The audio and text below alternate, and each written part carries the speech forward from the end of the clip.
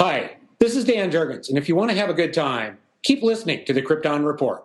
It's a bird. It's a plane. This is Jason J. Lewis, the voice of Superman on Justice League Action. This is Mark Wade, writer of Superman Birthright, and you're listening to The Krypton Report, the All Things Kryptonian podcast, including Superman and Supergirl. We discuss games, movies, cartoons, TV shows, and comics. Find us on Facebook, Instagram, YouTube, and Twitter.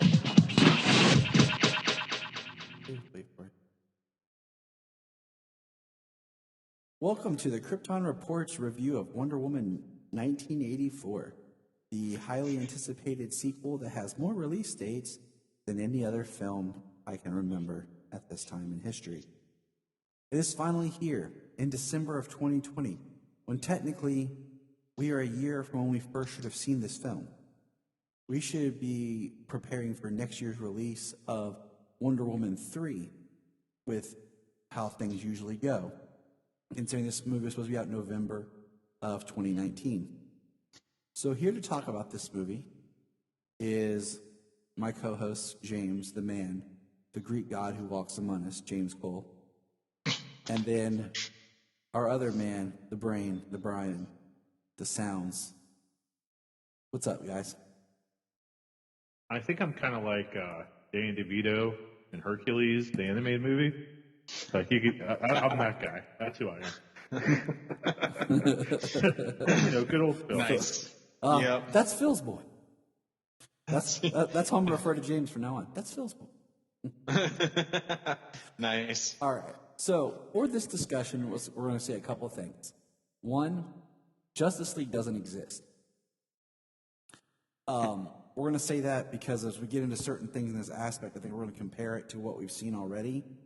And knowing that a lot of the DC filmmakers have come out and have kind of disassociated with Justice League and have supported Zack, we're just going to pretend that film doesn't exist. We've yet to see that film. Okay?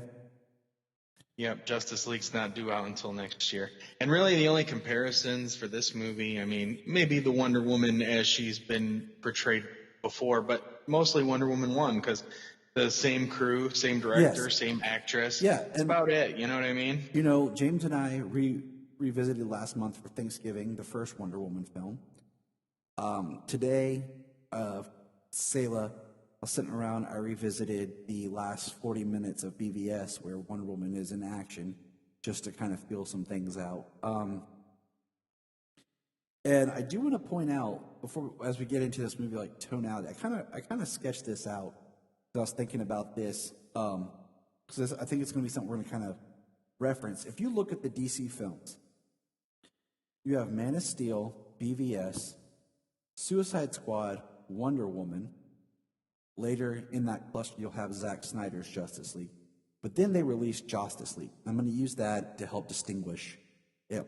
And that's kind of like this defining line, because that's where everything got mucked up.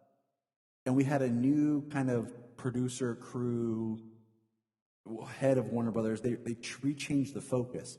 And from that point, you got Aquaman, Shazam, Birds of Prey, Wonder Woman 84, and then, of course, we can go ahead and just throw in the Suicide Squad, because we know that tone is going to kind of carry. So think about those clusters at times as we discuss this movie. Because I know that this movie, I mean, go figure, it's a DC film. It's divisive. I mean, people... Imagine that. You know, I'm going to say this.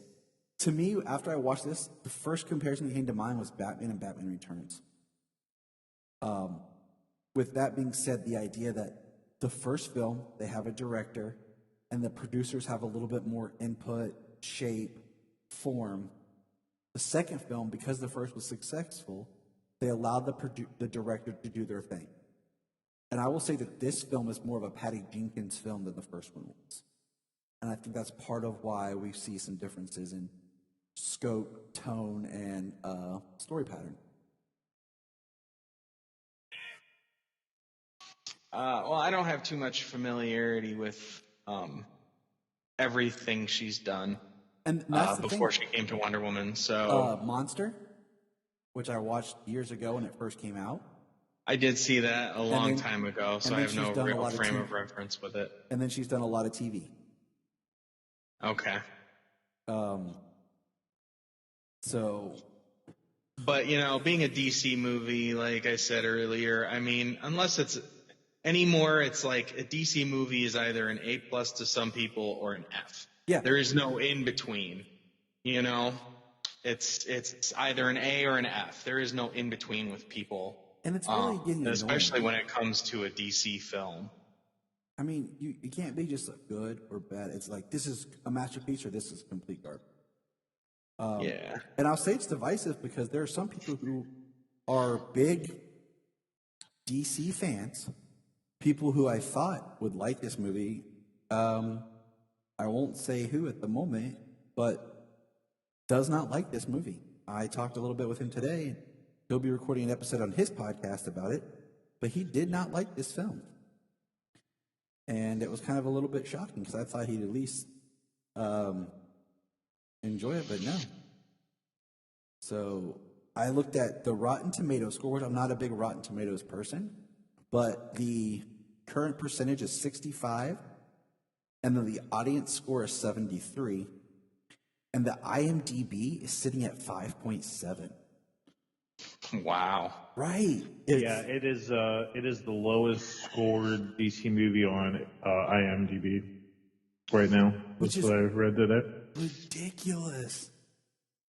It is ridiculous. I'm going to put it out there. I know I'm the negative guy of the group, the cynic, if you will, but it's ridiculous. It is not the worst DC movie, not at all. Like, that's total BS. And you heard it from my mouth. Well, there's, you know, I mean, in this movie, there's a lot of supernatural elements. There's a lot of magic, you know, and they just go with it. You know what I mean? There's different character portrayals in this movie, you know, which I could see people having problems with, but, you know, people, they're upset of what it's still like portrayals, like character portrayals.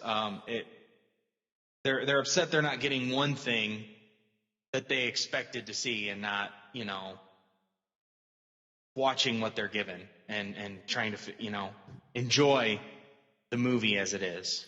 Let me ask you boys this. How many times have you watched it? I've seen it 3 times. I've seen it twice. Because it was a surprise visit by my good friend Dave, I only got to watch it once. All right, stair steps. I am. What's that? We're stair steps. 3, 2, 1. I'm trying to watch in the background. I'm trying to. I have it paused on the scene right now because I can't zoom in on my TV to see if what I'm seeing is what I think I'm seeing. And I need your guys' opinion on that, which we'll get to. All right. I'm going to say, I know it's weird to say, like, I always hate kind of like saying it, but I definitely think this is a film you should see twice. I enjoyed it more the second time. Not that I didn't enjoy it the first time. It's just I think I understood it like more and the second time around, and it made it more enjoyable. My kids enjoyed it both times. When I went to watch it the second time, they were in the other room and heard it starting and both came running in to sit to watch it with me. Excellent. Both of my kids watched it with me the first time. I liked it better the second time. And I mean, I'm divisive on this movie. There are points here and there that there's some scenery being chewed. There's some campiness to it, but also everybody had range. Everybody stepped up. They all acted their butts off in this movie. I will say everyone did but one, and I'll kind of argue that point later when we get there. And I have my reasoning. But really quick, let's just do background characters. So, Maxwell Lord is a very convoluted character. I was just reading his comic book history. I'd say background characters, and you go for like one of the main villains of the movie. Well, I'm saying, Yeah, dude, let's get some that's not a background. that's No, not a background character. of the characters. The background- background Oh, of okay. comic characters. Because we know the other people, but like we've already discussed Maxwell Lord on this podcast, a completely different version of Maxwell Lord. You know, our Maxwell Lord Season was one of Supergirl. was like a second-rate, third-rate Lex Luthor wannabe. And if you dive into his history, you know, he was at one point trying to organize the Justice League and be their manager. He led Checkmate. He has psychic abilities. Which is probably his most famous story So because of how it ends. it's a very interesting character. So that's a completely different than what we get.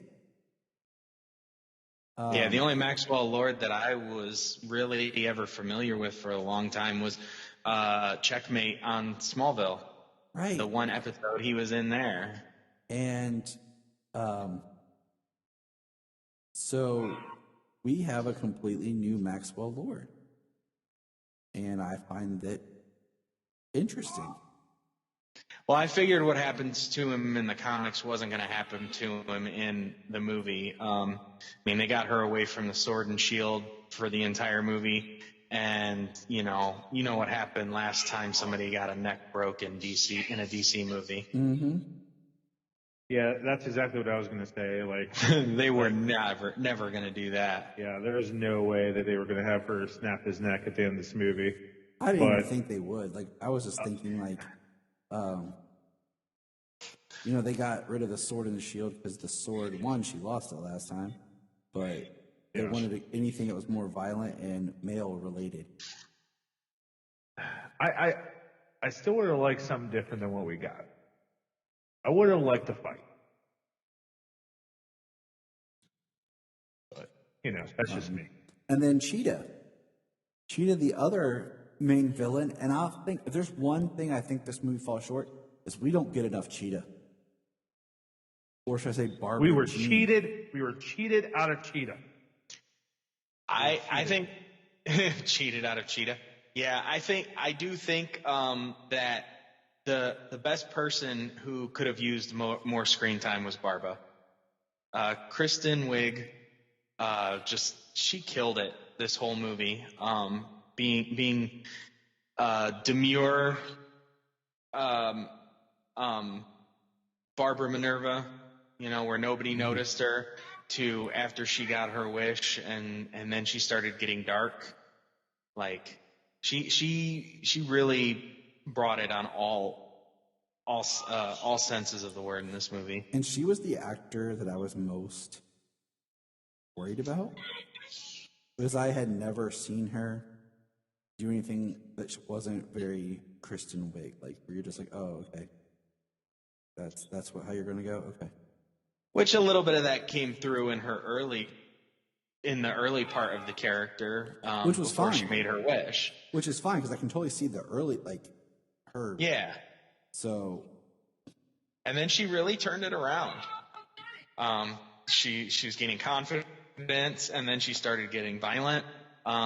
With the drunk guy at the park and on the street. have you guys seen the memes that said, "Oh, look, did you see Joss Whedon's cameo?" And it's that guy. I did see that. I wasn't going to bring that up, but yes. That just Yeah, made me I laugh mean- hardcore. I mean, I think Kristen Wiig did fantastic as Electro 2.0. You know, she really did well as Electro. Okay, I mean, so Cheetah, and with that, she stole the show from me. Like She I was. thought she was one of the best I parts of was the going movie. to say that is a trope. Okay, I give you that. it is. Now, if I was looking at the framing of this movie, tonality-wise, I've seen it compared. One of my favorite critics that I actually respect, Zaki Hassan, who does the movie film podcast, as well as writes his own for the Huff Post. His quote, I'm pulling it up here, and I shared this with you guys after you saw it, just was Wonder Woman 84, Superman 2 plus Superman 3, / Batman Forever, tone-wise. Now, if you think Superman 2, 3 as in the Lester, and then Batman Forever, and then I would throw in a pinch of The Amazing Spider-Man. And that's kind of the tonality you're getting for this film. I think it's because even the Riddler, is obsessed with Bruce Wayne. But I will say, if you take that trope, she does that trope correct.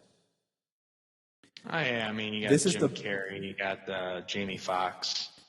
Jamie Foxx is the worst. Kristen Wiig did the best of that trope, that idea.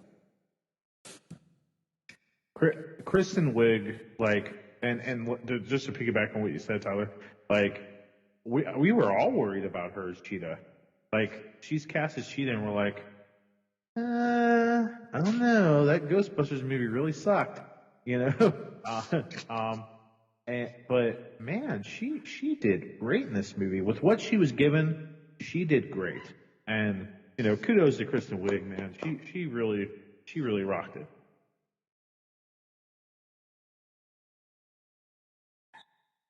Yeah, she definitely could have had some more screen time. This was a filled out cast, though. I mean, with Gal and Chris Pine, Maxwell Lord, Kristen Wiig, and then just everybody that they interacted with. How big Maxwell Lord's plan ended up becoming. Yeah. He reached to all over the world. So, I think that's a lot of the generality I can think of before we dive in and actually start with the film. Because, the cool thing about we all of saw course, this, in the 80s, right? He's an oil tycoon. We all saw this on HBO Max. Bryan had plans to go to the theater, and I know, James, you had talked about trying to go to the theater. I knew for sure I wouldn't be able to get to the theater. Yeah, we're going to the theater. We're going to the theater tomorrow, actually. I don't know if it's my mic or my setup, but HBO Max. James is cutting out on me. Check it out on the big screen. Could be his internet. Okay. So let's talk. First of all, let's start at the film, Wonder Woman, 1984. Do you feel that this film really had to be set in 84? No. I was talking to some of my female friends today. They offered some really great opinions. And I got probably some of the best stuff from our good friend Christina Peterson. Shout out to Christina. And one thing she pointed out, and it's something I didn't really think about it, is that it really didn't scream 80s. Mm-mm. You got a little bit of Wonder Woman in the mall, which is cool. You got some shoulder pads, you got some fanny packs, and then that was it. Mm-hmm. Other than that, there's nothing that made me see oh, this is the 80s. This could have been the 90s. This could even been present day, for gosh sakes. Yeah. There wasn't. Besides some of the beginning stuff, and then Chris Pine getting to experience the world in the 80s during his montage stuff, the clothes and the hairstyles and breakdancing and, him seeing the world, escalators and subways and the Smithsonian Aerospace Museum and things like that. That's as far as... This movie was not preoccupied. That's as far as the 80s. 1985. It was just clothes and hair. That's it. I wish I'd been 85, but why 84? I looked Cheetah, Barbara Jean was created in 87, so that could have been kind of funny, Wonder Woman 87, because they don't even really use the Cold War that well, in the background. They bring it up, Nope. but it's not really utilized. Here's what I've been kind of able to put together. One, it's far enough from the first film to give her time and to get a little bit closer. We're still 30-some years from BVS, because technically BVS was supposed to be 2015. Snyder said that. So we're still 30 years away from that film. we're in a period that feels nostalgic and that we're close to, but still distant. The other thing I thought of was, and I don't think this is, the 80s was a time of greed. And Maxwell Lord is that character. Like, he's the most 80s character. Like, you want it, you take it. Money, greed, excess. Oh, yeah, the TV per.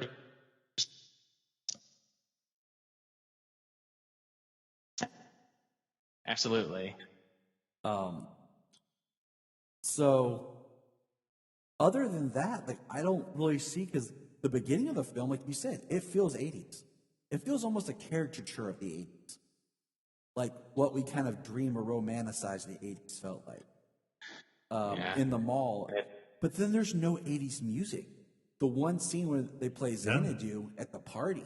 But even then, it feels like it could be a remix of it, We live in such a culture now where everything's such a throwback and a retro that even the fashion, the style doesn't hurt as much. Yeah, they didn't have Blue Monday in there. So from the trailer. Where the heck is that song? Where the heck is that song? Think about Only in the trailer. And I've said this for the longest time, that this film would be the linchpin in the 80s retro hype. Like, when this film was done, we'll be done with the 80s. I think the height of it was when Stranger Things came out, and everyone's like, yeah, the 80s. Ooh. And I think now we're like, okay, we're done. Like, Stranger Things and the Goldberg. like, let's go explore the 90s, man. That's what Captain Marvel tried to do. And I think, that was one part of that film that I really liked, was the music, the blockbuster, like all the, it's our time, okay, to remember what it was like to be a kid. Yeah. Because we live in that weirdness where we had part of the 80s, but we went into the 90s and all that fun stuff. But, like, even Steve's, like, when he put on, like, I love the blue Adidas pants he has on. If he would have wore, like, a blue Adidas suit, it still would have looked modern, because that suit is, like, classic. Like an Adidas tracksuit, you'd still wear it now and you fit in. Oh, man. You know what I'm saying? I don't know about that. I would rock that dude. Dude, all he did was put on the blue pants. But you know what I'm saying? Like, yeah, then he went back to just the windbreaker tracksuit, which that is like, But even then, it doesn't it was really hurt as bad as, like, those yellow pants and everything that he had, and the parachute pants. You're talking about the Steve's his dress up montage. That was really funny. Nice mirroring of Diana's from the first one, but this time, like,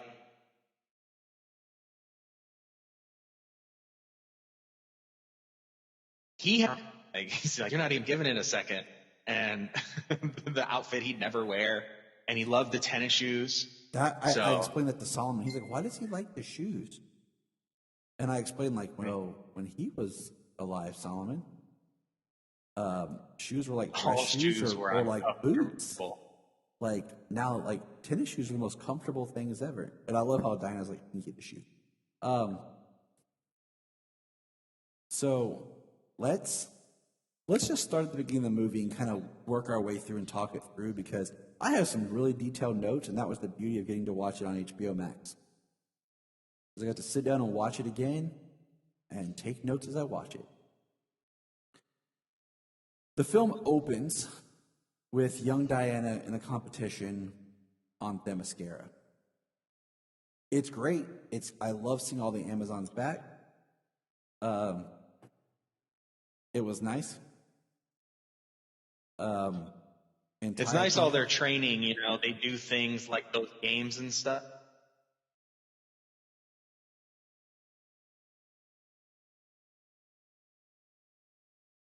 So that way they can and everything. Yeah. I like the opening scene, seeing young Diana participate. I love the action. I love the scene. Did you guys feel that the lesson of that scene was a little too on point about, like, cheating? And, Don't be a taking cheater. shortcuts. Yeah, and the truth, like the truth to yourself and the truth to this. And then, of course, that's how we allude to the golden armor as well. Look to our warrior. What did you?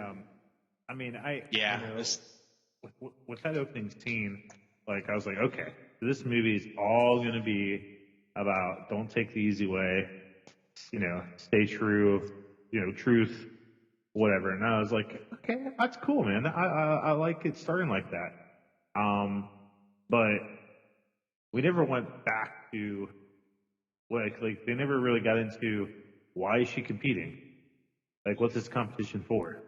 See, I didn't think they would. Like, it was just more about the lesson of, it just seemed like it was the kind of common games that they did for, Yeah. entertainment. That's what I assumed. It's just a common thing. It's a common practice just to, gain notoriety. That put future training to the test. Well, isn't one of the cheetah origins like of the first cheetah? Wasn't her origin that she was one of the Amazons that fought in that game, but she was just one that didn't win? Like she was the one that Diana had to beat at the very end? That was a very long time ago, and there's been 4 cheetahs, so I don't know. Yeah, I mean, Barbara's the third. I didn't research the first 2. I just researched Barbara.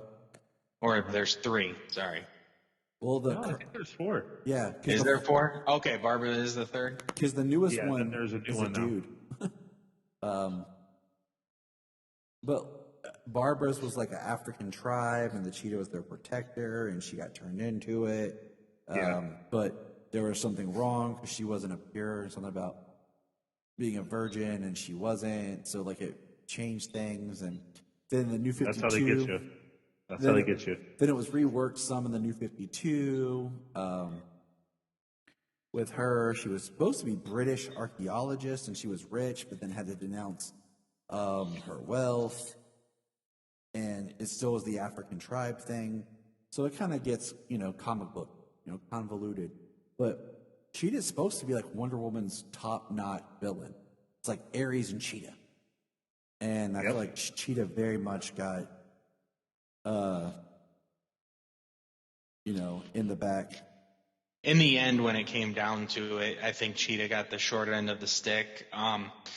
In my opinion, as everybody does, she is one of them not shown I renounce my wish or anything like that. I think she got a taste of being that powerful and that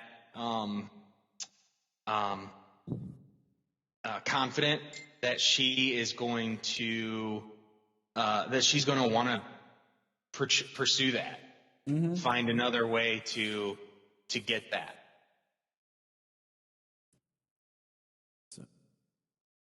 Well, good. Did you feel like the movie felt too long? Like the pacing was off? Sure did. Absolutely. It didn't feel too long for me. I mean, 2.5 hours isn't too bad for me. I did feel a little bit of pacing here and there.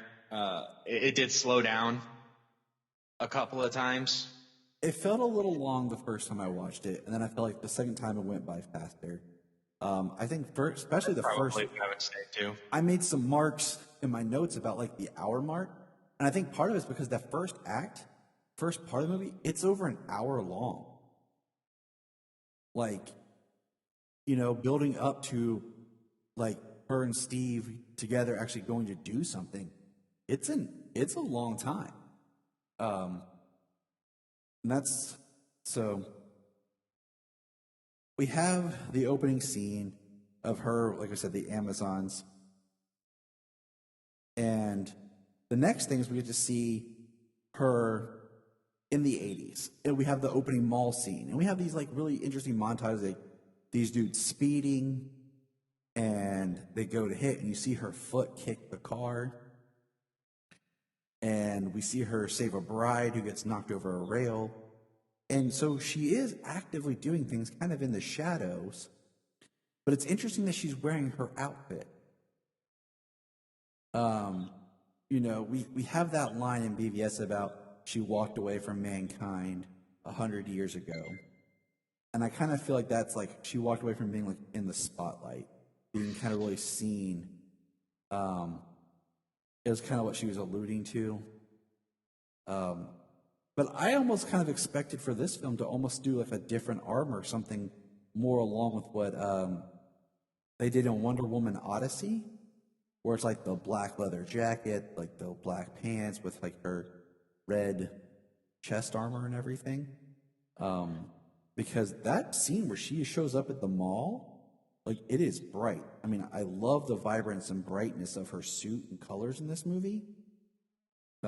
We do see her take her tiara off and throw it and break all the security cameras, but like she is clearly visible and people are seeing her. You know, it's the 80s. Not everybody has a camera. There's not as many cameras, or there's no picture. You can't take a picture with your phone. So unless you actually physically have a camera, nobody's gonna be able to actually snap a picture of her.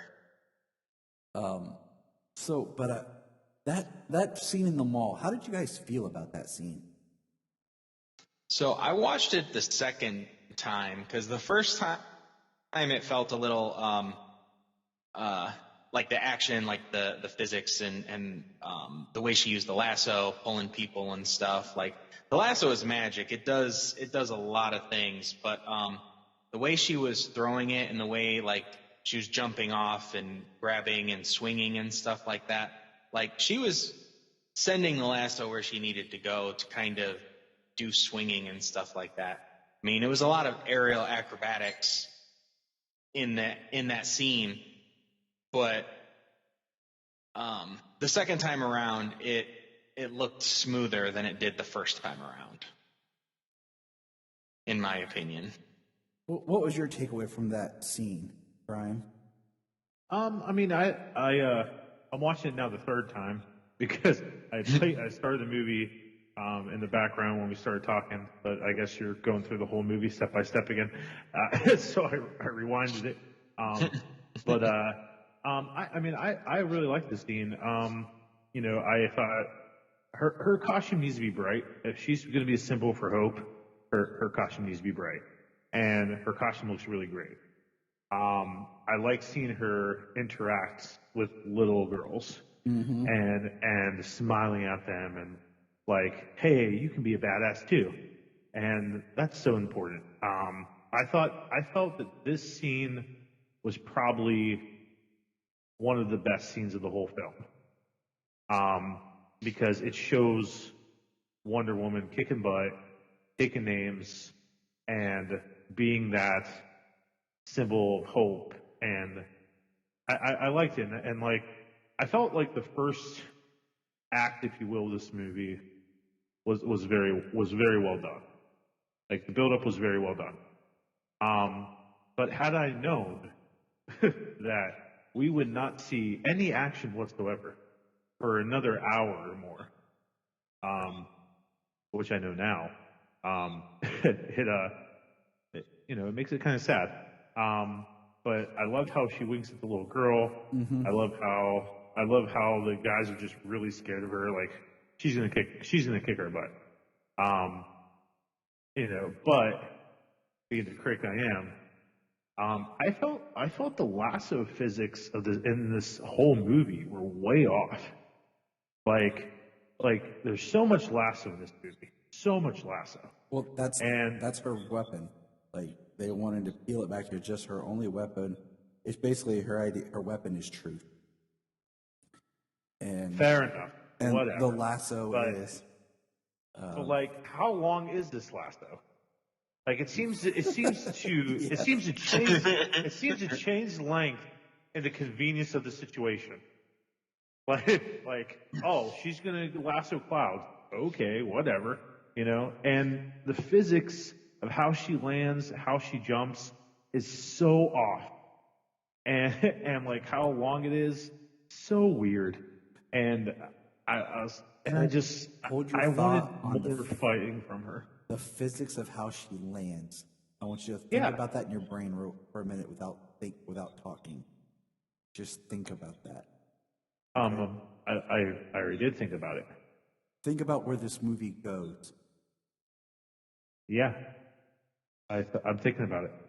Okay, when you think of it like that, you're like, okay, I kind of see where they're starting to go. I see what you're saying, but let's go back to how long is this damn lasso? Yeah, that I agree with. Like seriously. The opening Well, scene. she didn't lasso up to the clouds. She actually lassoed to that church, and then she flew off of that church But even and up then, into the sky. long. Metallica was playing in the background, Ride the Lightning, man. I don't know what church you're talking about. She was no, when she came up off the street. She came up off the street. She came off the church, and then up to a plane, and then up into the clouds. That's when she was flying. It's still okay. I'll give it to you. But how I long agree. is damn lasso? Because it's at times that like it's as long as she needs it to be, or the scene wants it to be. That's what she said. With the with the mall scene, we have these like very cheesy caricature robbers, and like their action. Like when the one guys are running up the escalator, it is almost slapsticky. Well, when the guy conveniently dropped his gun, nobody's gonna take that guy, that clumsy ass dude on a heist in a mall. Right. Right. Now, anywhere. One point I did like all the robbers were just tacky. Okay. And then he's the guy who holds the girl off of the thing and saying, "I'm not gonna go back." You're gonna go back forever. I I love the fact that every one of the robbers was like screaming, "No, don't! What are you doing?" Like none of them were going to put a little girl in danger. I mean, one dude's a little obsessive because he just yells, "No!" Like, so I just they're all yelling. It was campy. It was really cheesy. But like, I'm glad that they put this in the beginning of the movie because if they would have brought the cheesiness later on, it would have felt so out of pace. Because here's my thought: is the movie's set in the 80s, but is it trying to be an 80s movie?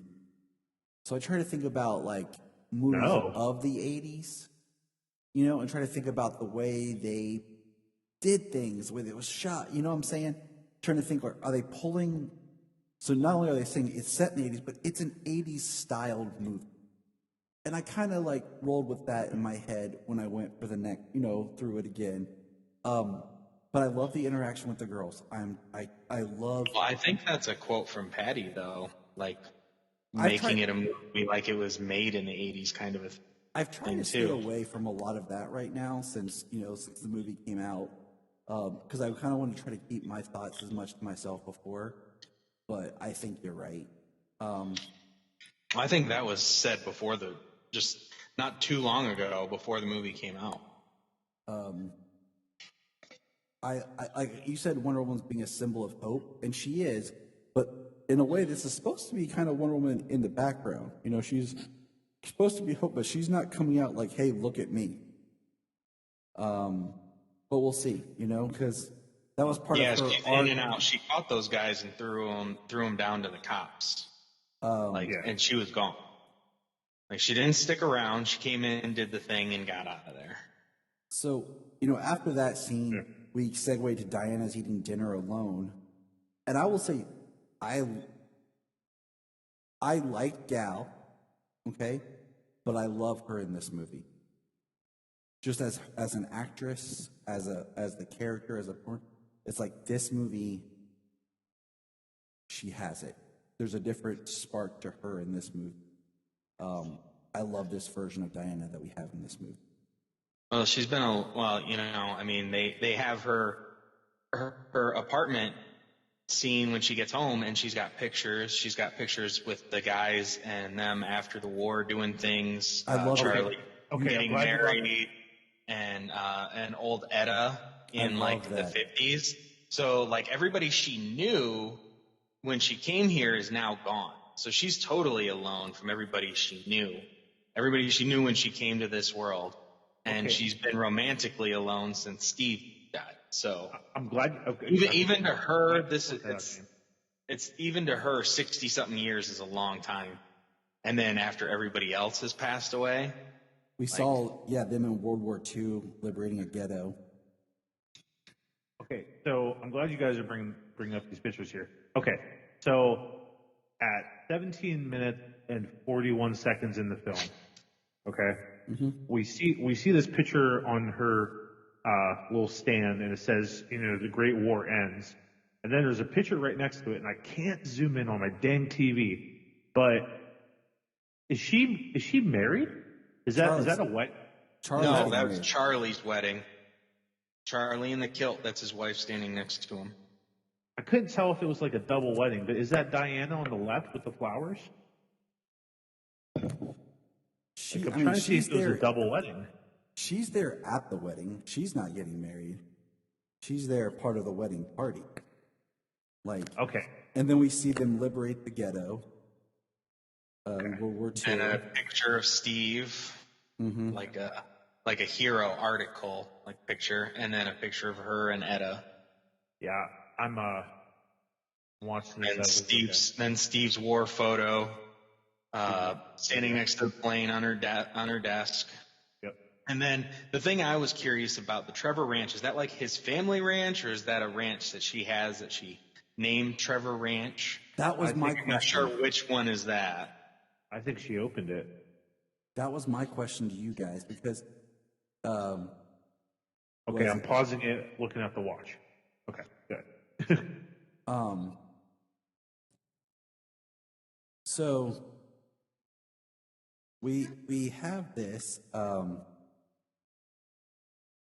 Now, the thing I was thinking about too is, so this is 84. Diana works at the Smithsonian. So think she has to recycle her identity how often? She stays in academia. She stays in, because in Wonder Woman, in the opening scene and the closing scene, she works at the Louvre now. Because she had to move on. So she's always kind of working as some sort of curator of history. And how many times does she have to recycle her identity to hide? Yeah. Yeah, wouldn't there be, okay, so we're looking at 30 years between her at the Smithsonian and her at the Louvre. These museums work together. There has to be some type of a file or something of her, she went to this party in this movie. So there has to be some dang connection of work that she did, maybe not a picture or whatever of Diana working at the Smithsonian, but there has to be some type of work that she did that would carry over to the Louvre, it's not, she's not protecting her identity very well, Well, I think it's one of those things that was kind of why I think, in a way, in BVS, the idea of Lex Luthor having her photo, to help kind of prove, because she is, they show she's trying to keep a low profile. The way she interacts with people, even her dress is very, for the 80s, a lot, it's stylish, but still kind of plain, to not stand out as much as she could. Until, she puts on that white dress and shows up at the party. Yeah, that was my thing. Why is she going after Lex? Why is she going after the photo? Because it's an original photo, and it's proof that she's, that she's not just human, like she's trying to be. I figure she probably adopts maybe Diana Prince, for lack of a better term, the second, the third, as if it's a mother-daughter thing. Changes her look up a little bit. Now, when we get introduced here to Barb, like we talked about, very impressed by Kristen Wiig. She's power walking. I think it's kind of important to think of how her steps are. She's power walking. She's wearing this very kind of dour outfit. And she shows up, and we already pointed out the trope that she falls into, but she's a gemologist, cryptologist, cryptozoologist, part-time geologist. And this is where the first time you get cheetah reference. Diana's heels are cheetah print. Yeah, she likes them right off the bat. So there's like this little thing throughout the film. There's like 4 encounters where a cheetah is alluded to. Diana's shoes, Steve's shirt, the D-bag's tie, and Maxwell Lord's rug.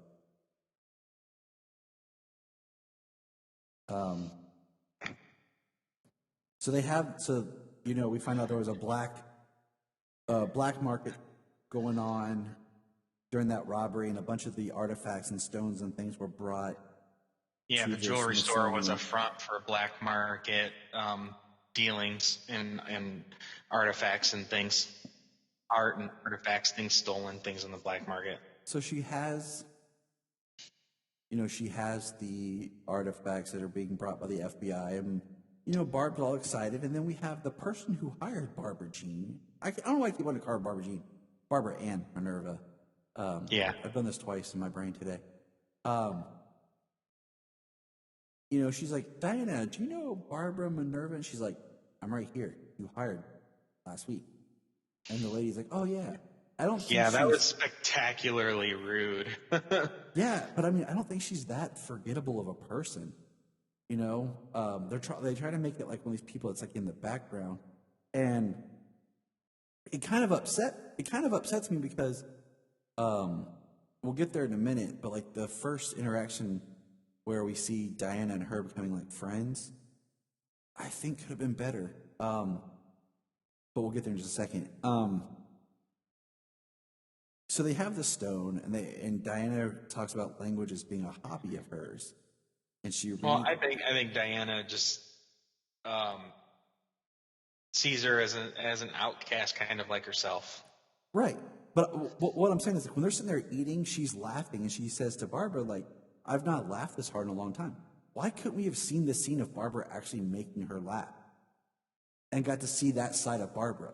Because the point is, we want to see Barbara lose her humanity.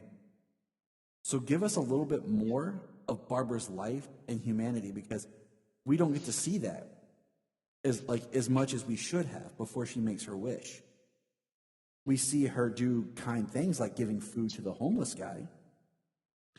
But it would have been nice to see her like interact with Diana, because that whole exchange where she's talking to her, and says she doesn't go out, that she's not popular, and Diana's like, I don't go out. And, Barbara's taken aback because she's like looking at Diana like, you are like everything I've wanted to be. It just would have been nice to see a little bit more of like that early interaction. So like we come in on them laughing. But so they got that stone. Diana reads the inscription. And this is where we get the scene where you're supposed to make a wish on it, and some dude's, he touches it, I wish I had a cough. Just being a jerk, because we saw him being like a little bit of a jerk earlier. And then a dude walks in with 2 coffees and has an extra one and gives it to the guy. And they're like kind of chuckling. And I thought it was kind of neat because it kind of showed like the stone works, but like, did it really work? Or was that too simple of a thing for it to actually be working? Well, come to find out, that rock does just about anything. So it's, I guess it's supposed to be like a version of the Chaos Crystal, is what it is. There is in DC Comics, so people are more familiar with. It's like the Dreamstone, and this is the Chaos Crystal. I'm not familiar with it. I'm not as much as I should be. So we get our scene of Barb walking in the park, going home, gives the food to the homeless man, and then the Whedon cameo guy shows up. She's assaulted. She's assaulted by a guy who's wearing a cheetah tie. That's the second, like, cheetah foreshadow kind of reference. Josh Whedon? And, then she goes and she makes her wish, just kind of on a whim. She wants to be like Diana. She says, strong, sexy, cool, special. And then we start to have Barbara change, because we see the next day she wakes up, she has her same clothes on, and all she does is remove like her outer skirt, and she just has leggings on, kind of lets her hair down, changes her shirt up a little bit, and already starts to present herself a little bit more appealing. Yeah. And she comes out in a new set of heels and jumps right up onto a chair or something, 1 foot, to miss Yeah, man. hot water being spilled. She gains that Chris Farley cat-like speed and reflexes. Now, James, Bryan, life is good, Tyler. Yes, sir. but it can be better. No? Ain't that the truth? Oh man, Pedro Pascal, Dude, this that guy was fun. I liked him. I loved him in this movie. I mean, He was over the top, and I loved it. he was over the top when he needed to be, but grounded Yeah. when he needed to be. Because he's playing a personality to everybody. And even when he's supposed to be so secure and confident, you see his inner struggle. I think on paper this character would have been, but he brought so much to it in some of his acting choices and his delivery, that even though he's the bad guy, he still found him relatable. Like, and we'll get into it as like we get through the film, but did you guys know, like we've said it before, but Pedro Pascal was in the Wonder Woman TV pilot that was not picked up from back in 2010, 2011? Yeah, you sent me a screenshot of that. You put it on the social media. And I was like, I totally forgot he was in that. He just really wanted to be part of Wonder Woman's world. Yes, he did. Well, he made it. He made it. I loved it. The businessman, the con man, talking to Simon Stagg. Yes, talking Stagg to his Industries. child, the people he worked with, and then after he got the stone and he became after he became the Dreamstone and manipulating people into giving him wishes to benefit him, and then taking what he wanted. He gained so much so fast. Well, he got people to make a wish for him, and then he took what he wanted as well. The way he worded things, like you said, to get people to wish or agree to the wish to which he set up. I like that when he's there, Diana sees right through him. It's interesting, like he's an oil tycoon, basically, black gold. And we see his company, his offices, and it's all nice and decked. And then as soon as he gets in the elevator and goes up to like where his office is, it's just desolate. Where the business floor would be. It's just nothing, and that's when we learn like he is like Simon Stagg calls him out and says it's a Ponzi scheme, and like you said, he has Alistair, his son. We see he has all these bills that are overdue. And we find out his real name was Maxwell Lorenzano. That's new to the character here. They give him that ethnic background. Also, he dyes his hair blonde. That's a very 80s thing to do, think about it.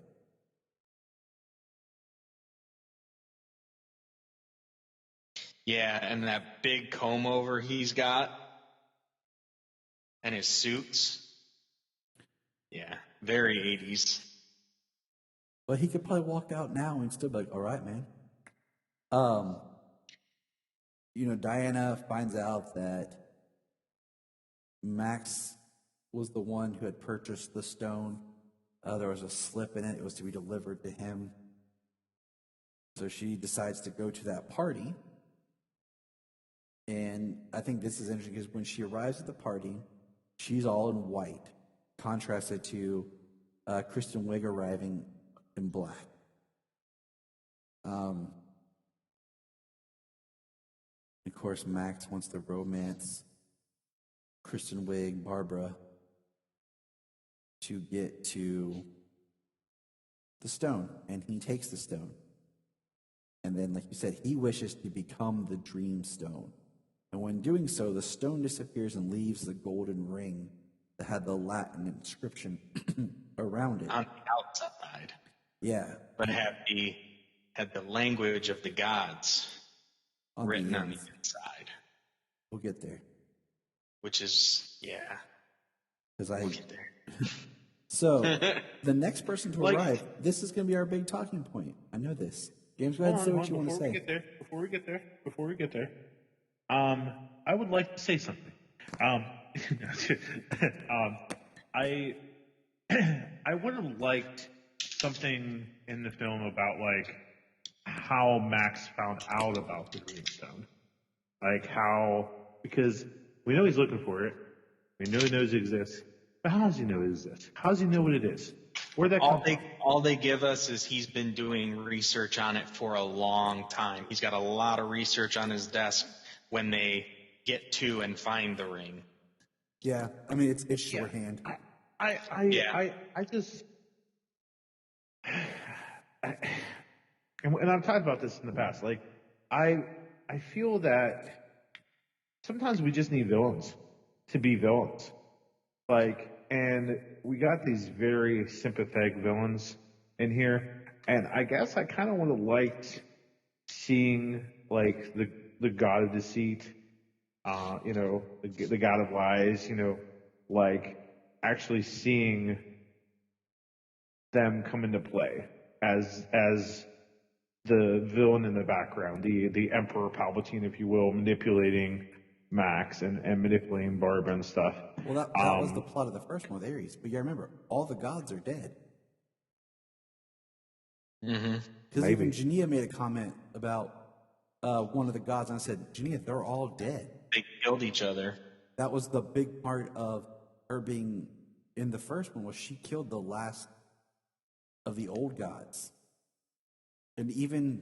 But they're new gods. With the Justice League from the original Zack Snyder trailer, there's the reference about the old gods being dead. No Kryptonian, no Lantern.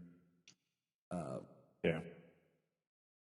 So, like, the idea is there are still things that, because they talk about artifacts and things that they had done, that remains, but the gods themselves are all gone.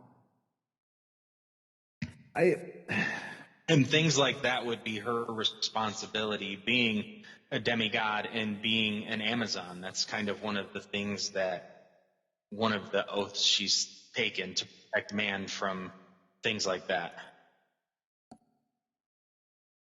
That's why it works for me better when it finds out that it's from the gods. Because it does fall into like her job description. Right. All right, moving on to controversial topic. Moving on. Okay, so next. It's a DC movie. It's all controversial, man. Is we have I have a lot to say about this topic. Yeah, that's why I said we would. This is going to be a big part. So Steve returns. There's this guy who walks up to her. He's talking to her, and he starts giving her the speech that Steve gave to Diana right before he died. And then the guy turns into Steve. And the first time I watched it, I was like, this is weird. But he doesn't turn into Steve. Here's how I rationalize. Here's how I kind of put it. One, she sees Steve. Everybody else sees him as this other guy. It shows, one, the Dreamstone gives you what you want, but it manipulates and twists it and perverts it. So it doesn't give you what you want the way you want it. Two, it shows that Diana loves Steve for the soul of the person that he is. So she sees the soul, not the person. So that's kind of how I see it. But I'm like, could we have not have done a better way than Steve's soul possessing a person? Like, Jania, as we're watching it, said, well, maybe this guy just died and Steve's soul came into his body. Well, we learned that's not true. Which I would have been okay with. I would have been okay with that. See, okay, yes, I would have too. I heard the exact same thing. I'm still not completely okay with it, but I would have been a little bit more okay with that. Yes. The other thing is, the idea. Then did the wish save his life? The idea is, like, I would have liked if he was just like a ghost, like a living spirit. Like, Diana could interact with him, like, is like she could touch him, feel him, but no one else around can see him. So she can never like fully have a life with him. But yeah, like there's some other crazy theories I've seen people go out there. I won't even mention who because some of their comments I can't stand, and James knew who I'm talking about. Okay. Hey, I like where you're going there, Tyler. Like, it would have been really cool if he was a ghost, and the more time she spends with him, not only does she lose her power, but as she loses her power, he becomes more real. Oh, yeah. That would have been great. Where, like, as she loses who she really is and her Amazonian powers and heritage and who she is as Wonder Woman, He becomes corporeal. He becomes more real and like I don't. First of all, I was gonna say he would be more like haunting her at that point, and then I mean some of the stuff that happens that he's involved in. I mean, it would have had to been pushed till later. Like, did he just appear in the taxi with her driving down the road, so that way at that time he's finally corporeal, so he could, or like he flies and stuff, or like he's in and out. The plane, like other people. That's when he becomes real. I mean, because that's his. But even by then, they didn't even know she was losing her power. Yeah, but I mean, like there wasn't even a mention except for when she was driving in the taxi and she was like tired, kind of getting a headache.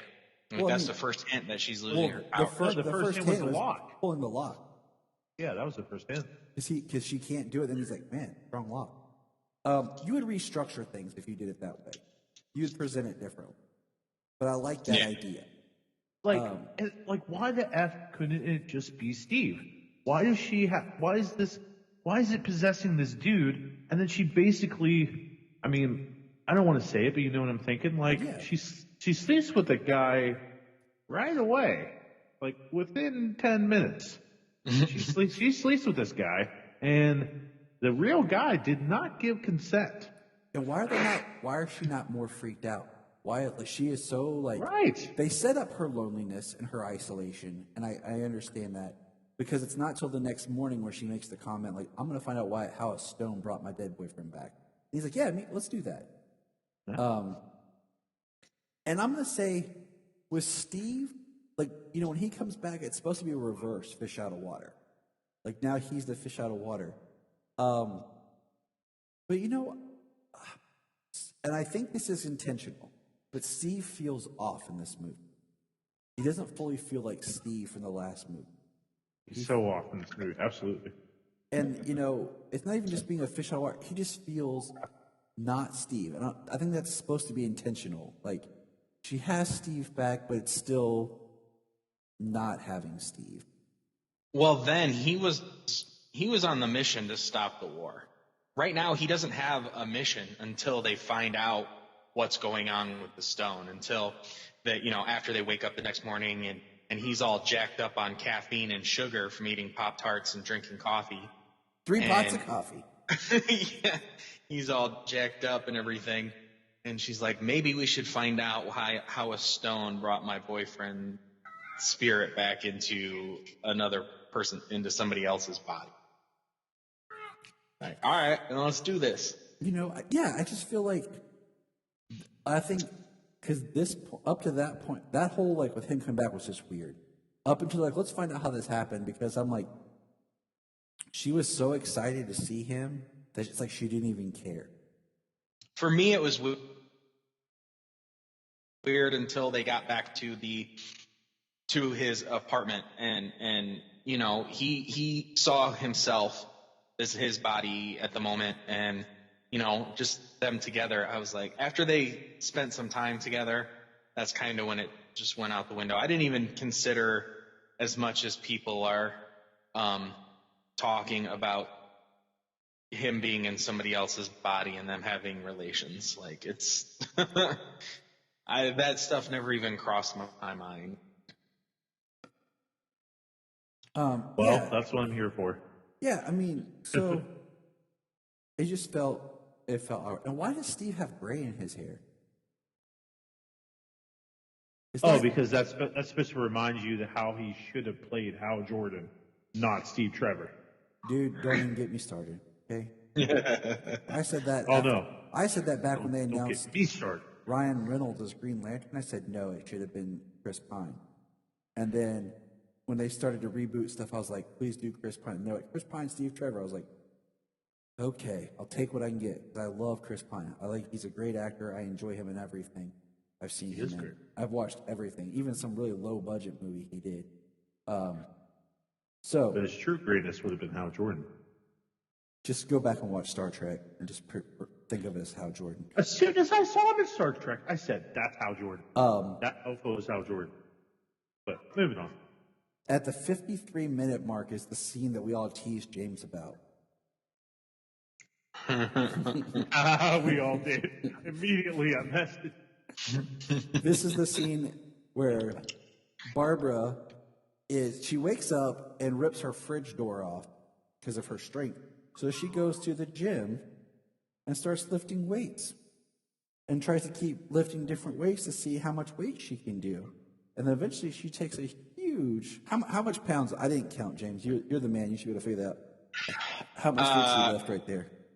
I mean, that could have been anywhere from about 250 to 315. And she just lifts it up over her head. And you have all these, like, 4 huge ripped dudes behind her just kind of, like, jaw drop. Immediately are like, swing. Like... I laughed at all the 80s workout gear, men and women. Oh, dude, I loved it. So I just, like, the dude with, like, the really high socks and the short shorts riding the bike behind her just made me think of Borat. James, I didn't know you made a cameo in this movie. He's everywhere. You didn't know that? And then we have the montage of Steve getting dressed, which I think could have been funnier. Like, I don't know, like... Oh, so much funnier. You know, like, one scene has him in a cheetah shirt, which is another kind of cheetah reference.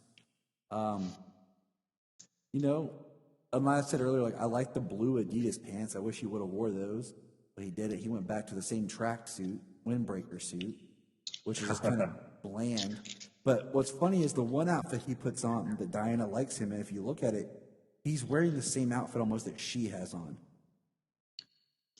The loose Yeah, white, it's pretty close. It is so creepy. He's like, I look like a pirate. Like, it's a loose white shirt. She said, there you go. Listen, I like that. It looks good. He's like, I would absolutely never wear this. But I did love the Eddie Murphy Raw outfit. Yes. The red and black outfit. I love that. Everybody parachuting now? What? There was no, like, Michael Jackson jokes or reference? You know why he kept that American flag, the American fanny pack? He called it an American issue travel bag. Yes. It would make sense for someone who died, for America as a war. And I love how he's like, can we keep the shoes? She's like, yes, we can keep the shoes. He was excited to keep those Nikes. I would be too. Like, they're comfortable. I'm all about comfy shoes, boys. Oh, dude. Yeah. At the time he was alive, I mean, shoes were they were not comfortable. No. Like, they were there to protect the bottom of your feet from getting messed up or cut. That was it. It was not comfort in mind. We have the break dancing scene could have been a little bit better, I think. Just like he could have watched them break dance. Like, and she says, all this is art. And then as soon as she says that, the next thing is him looking at the trash can. Like, I don't know. I just feel like you could have taken a beat, look at some art, and he's like, this is art, and she explains a piece to him. He's trying to understand it, and then we go into the trash can. You know, it would make a little bit more sense than her just being, all this is art, and he looks over and he's like, that's just a trash can. Right. Yeah, that was a pretty quick scene. There was a lot though during that montage, just walking around, seeing everything. And then when he got to the Aerospace Museum, man, he was in heaven. Yeah. He was like, is that a plane? And she's like, I gotta show you something. And so at the 1 hour mark, we were at the point where Steve meets Bard when we find out that Max took the stone. And then, which leads us to, like we talked about, Diana trying to get to where Max is and can't break the lock, which is our first sign that something is off with her. We find out that we get a look at Max's office. He has a cheetah rug. They're digging through his stuff. That's when we learn that he's been researching the stone for a while. They find the ring, and that's when Diana sees that it's the language of the gods. They find the ticket. Like, she plays it up then, though. I mean, like, she is majorly concerned about that language being written by the gods. Yeah. Because You're very concerned about it. Because Gal did so well in this movie, man. She did. She did great. This was her best night. Steve finds out there's he's like, you can get to Egypt that fast? You have a straight flight? I mean, Cairo? Right. And then we get into this scene, which is they go and they take a fighter jet to fly. I don't even know. Could a fighter jet make it from DC to Egypt? No, probably not. I don't think they have enough fuel. They're not built for long term. That's why they take off of ships. Yeah. I don't know if you know this, Tyler, but sometimes these comic book movies aren't realistic. This is pure science and truth, Brian. There's no fiction here.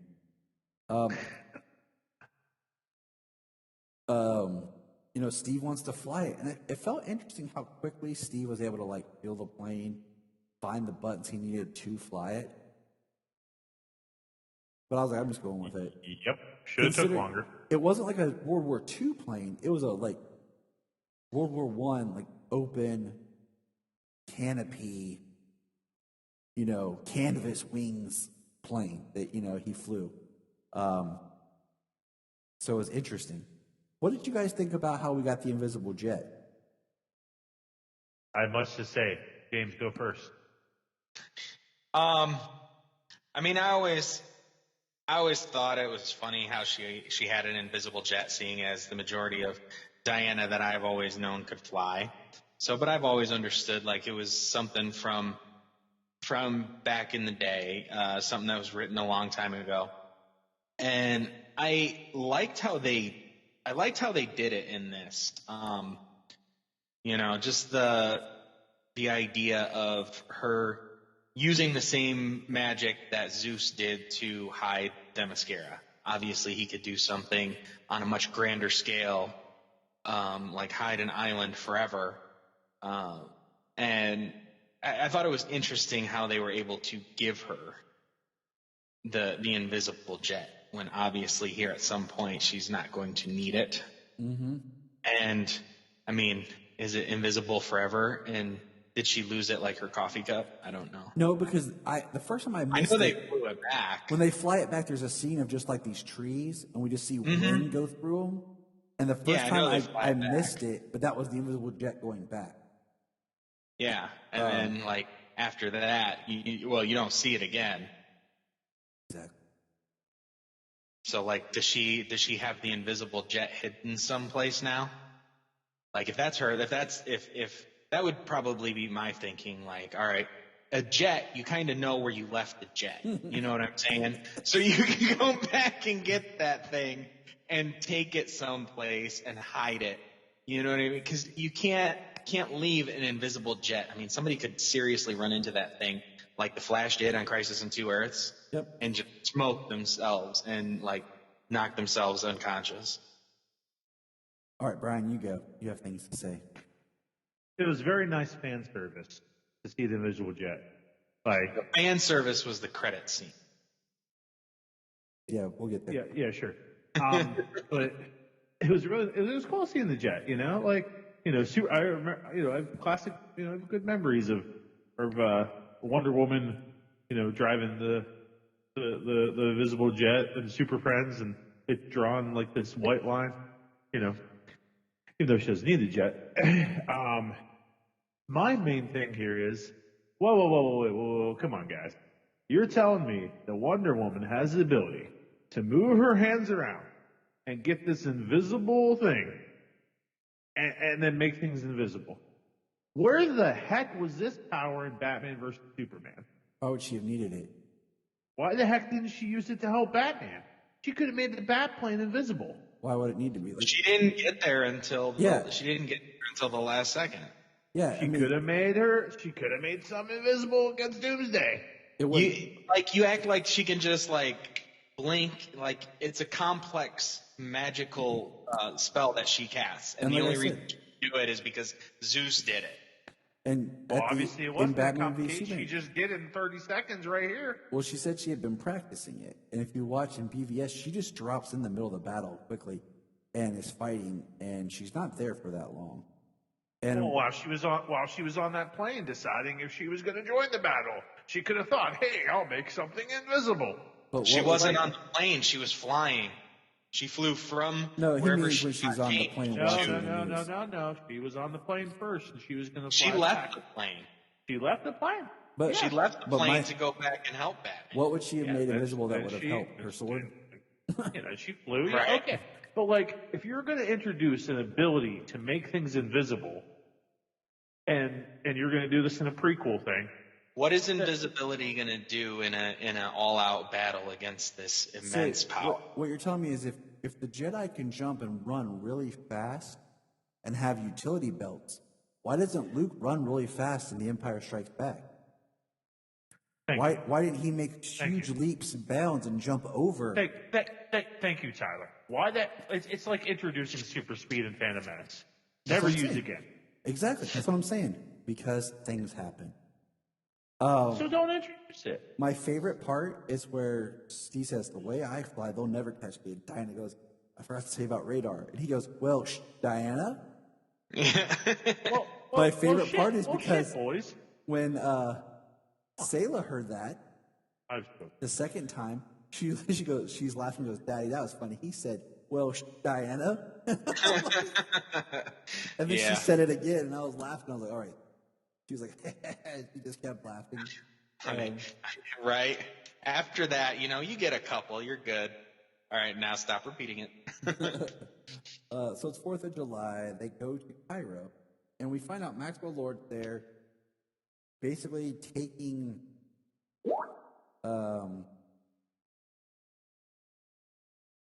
while they're in the jet, she talked to him about him flying. That's something she would never understand as his gift, his talent for flying. And then, that's what she actually kind of thinks about when she's in the air later on in the movie. So this is it's a nice relationship moment. You get some time in the invisible jet, but it also does feed into the plot, what happens later in the movie. We also get to see Barbara Jean running faster. We see her read the microfilm.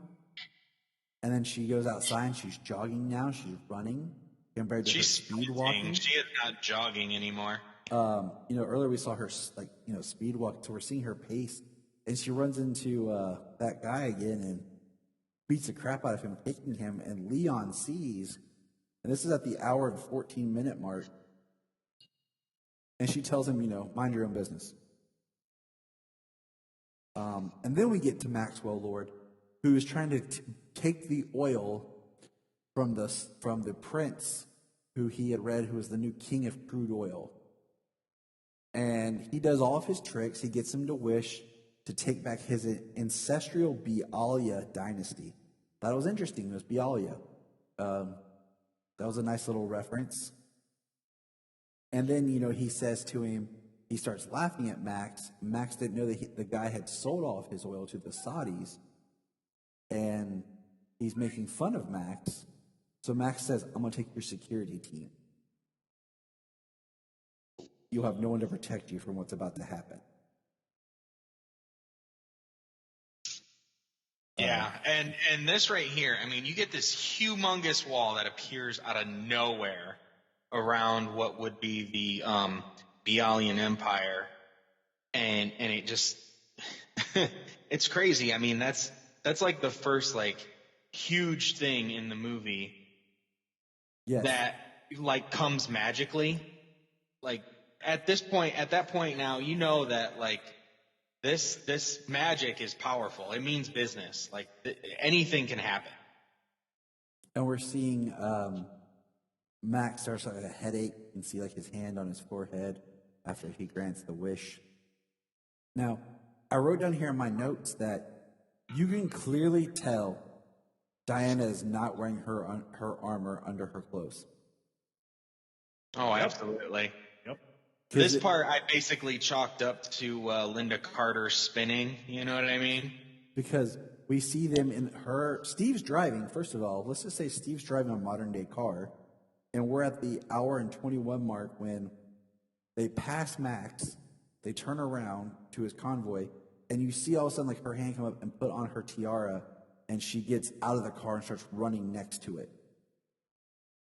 And I was like, cool, but yeah, I go with you, like the spitting, because she clearly did not have her outfit on under her clothes. Oh, absolutely not. And everything she does in this action sequence, I love that Chris Pine as Steve is still just shocked and amazed that she just keeps doing so much more and getting so much bigger. Yeah, he keeps trying to, like, he helps her, like he's trying to, but like, I love when she rips off the steering wheel and tells him like the brakes still work. Yeah. And then they shoot the bullet at Steve, and she uses the lasso and catches the bullet. Right. I always wondered what happened to make that truck flip over the way it did and the way she flies through the air. But when she was underneath it and frickin' yanked that drivetrain out and it caught the road and just sent the truck flying over and her into the air, it's like, that is so cool. I mean, the action scene of her between the two trucks, and then like we see her actually get shot. Like she doesn't stop the bullet; she gets shot in the shoulder. And you know, we find out that's where she, like, once again, like Bryan was saying, like she uses the lasso and she like throws it to swing to save these kids, but then like she can't hold on to it. Like she loses her strength, and we see her get taken down. And you know, she almost gets run over by one of the trucks, but Steve takes it and spins it and you know, blocks her, and we actually get to see her, you know, pretty beat up. And she confronts Max and says, "Where's the stone?" He says, "You're looking at it." And then we learn that Max now has control of half the world's oil. And Yeah, which would be a big deal. yeah, it would In be. a world in the 80s where the economy of the world is built on oil. Yeah, and I mean, I don't feel they ever really stress that to us enough. You know, but it is a big deal. I mean, it's something at the time, yeah, that was huge, and I mean, to this day, it's still massive. But, yeah, I mean, it's basically the only thing they do about it is that news broadcast about how him owning so much oil and things like that, how it affects certain things, but then they move off of it pretty quickly. We learn, so Barbara Jean tries to track down some origin. The last thing they know is it destroyed the Mayan culture. They find out there's a Mayan shaman.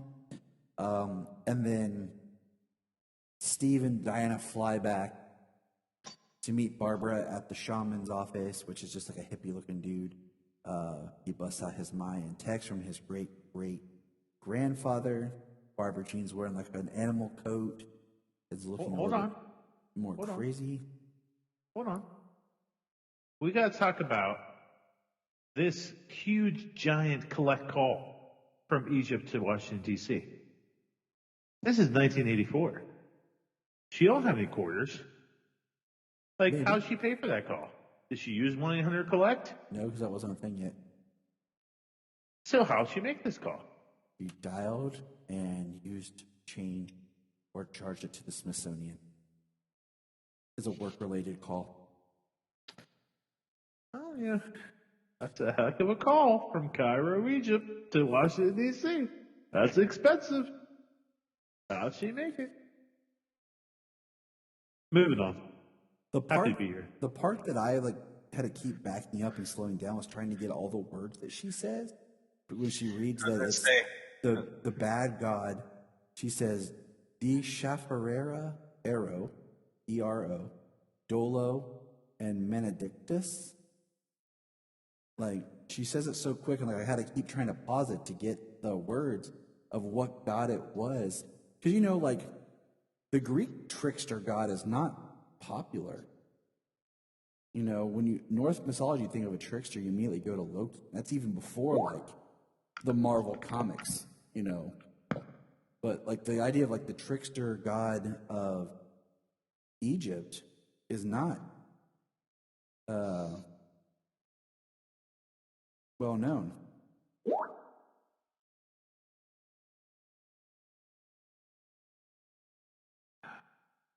Yeah, none of the names that she said struck me here as to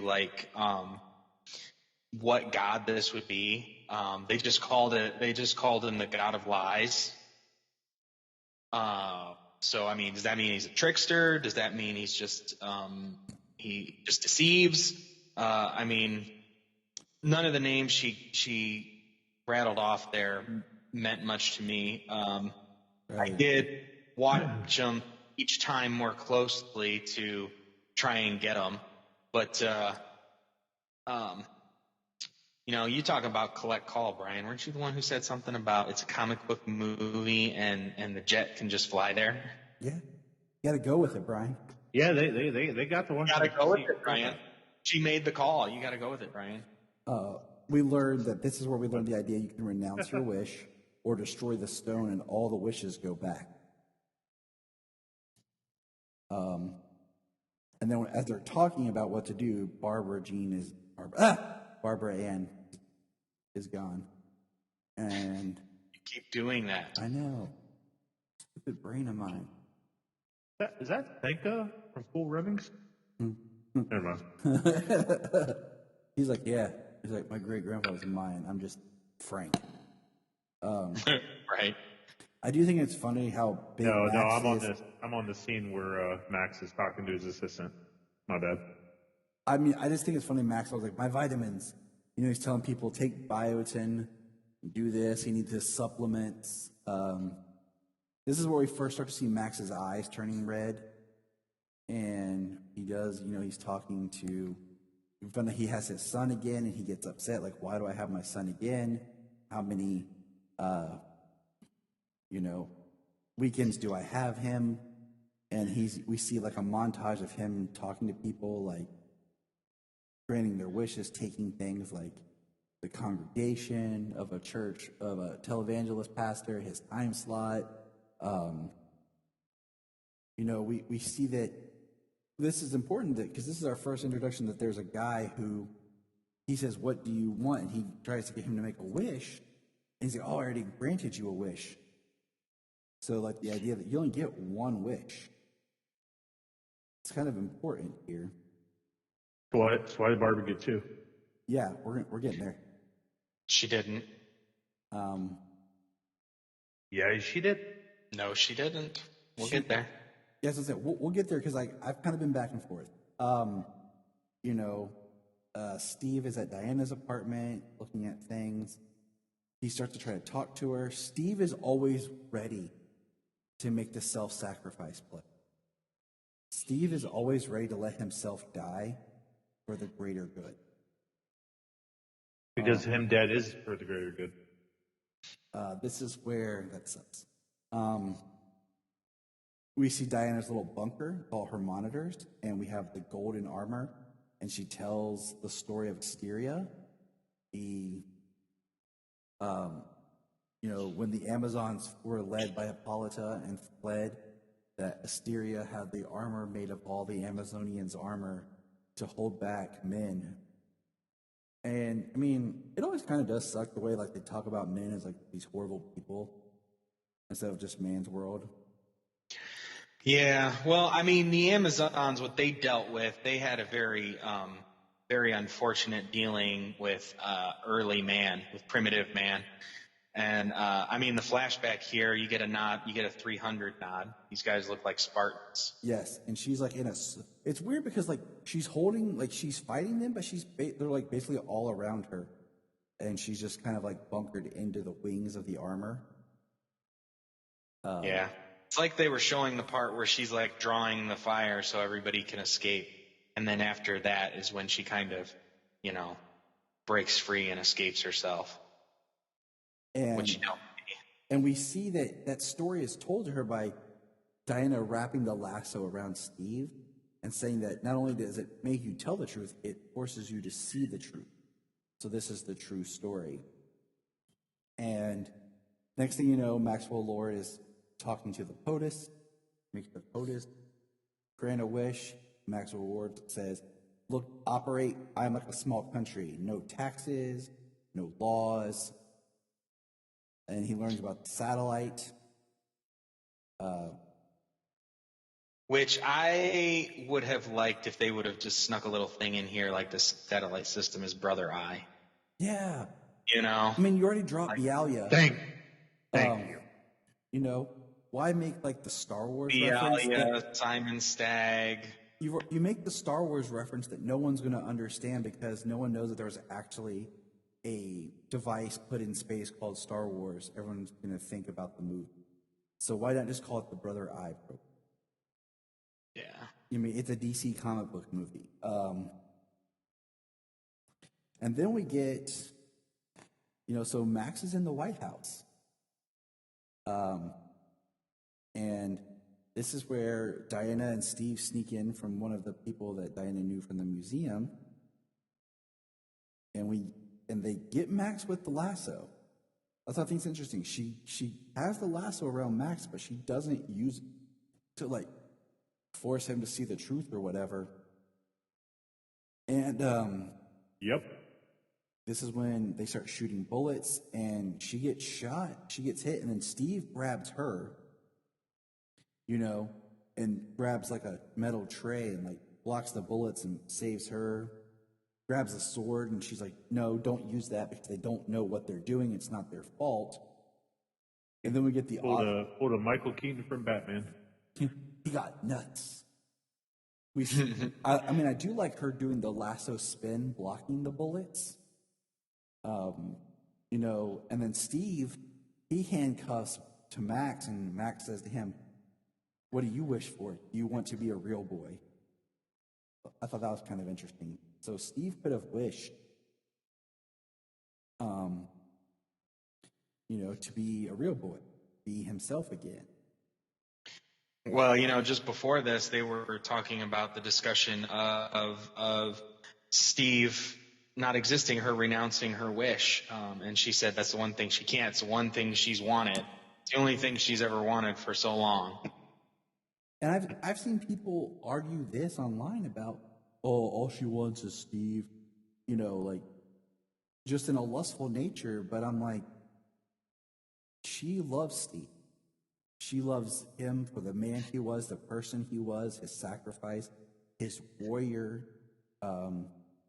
code, which is something that the Amazons held true to. He was the one that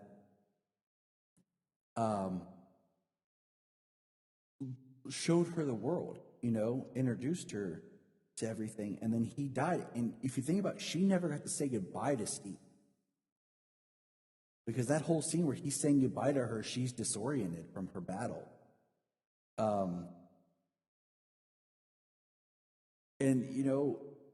People, no matter who you are, you long for love, companionship. So why is it like a bad thing that her weakness is, like the thing she wants is for the person that she loves to be with her, that she lost? Yeah, she didn't even get closure. Like you said, she didn't get to say goodbye. I mean, I think about like in BVS, the last thing Clark says is he looks at Lois and says, I love you. that you're my world. And then he flies off to basically die at the hands of Doomsday, you know? And why is it that love is looked as a bad thing? You know, Bryan brings up a point of, well, how did Barbara know they were at the White House? I just chalked it up because that's where Maxwell Lord is, and she knew they were going after Maxwell Lord. So Barbara shows up and whips. Yeah, but how did she know that Mask was there? Well, I mean, who knows? I mean, conveniently through magic. I mean, Maxwell Lord, who owns half the world's oil, has a meeting with the president today, just because somebody wished for it at a time. I'll just say it's a plot hole. Come on, guys. It is. I wouldn't even say it's a plot hole because I mean, it could have been on the news. Like Maxwell Lord is at the, at the president because the news that we see, they're following him. The media, because there's things going on in the background about this government organization wants to talk with him about this and how this happened. How did you get rich so fast? Like the things that he's acquiring is causing problems for him. It's not going super smooth, and I mean, she could have followed Diana and Steve for all we know because they're trying to get there.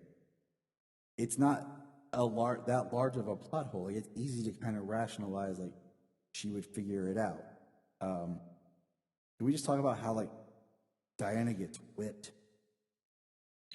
I mean... Yeah, Barbara's kicking butt. She's taking out all of the security people, and then, she kicks Diana's butt. And I mean, one of my favorite shots, though, is just, like, because she looks wet, like, beat down. It's just when Diana's laying there shot, like scratched, torn up, and on the ground, and she has this thing where Barbara just tells her points out, like, you made a wish too. Yeah, and what's it doing to you? Barbara lost her humanity, her joy, her warmth. She says, what's it doing to you? I did not really care for when Barbara's like, people like you've always had everything and left nothing for people like me. I'm like, that seemed a little cliche, but whatever. Then this is where we have the scene where they go outside and we see the DC riot. We see people just going crazy, and Steve basically pulls her to the side. And it's like, you have to do it. Like, you have to renounce it. And this is like this scene right here where Steve pulls her to the side in the alley and's talking to her, and like Jania was in tears. Like, she felt this. Like, she could understand this, like having to give up the person you love. And Gal's acting is so great on how she says goodbye to Steve, and he says, I'm already gone. I had a great life, and you made it better for being part of it. And yeah, she says, I'll never love again, and he says, I pray that's not true. And then she like kisses him and like turns away and's walking away, and like she's broken up, and then she says,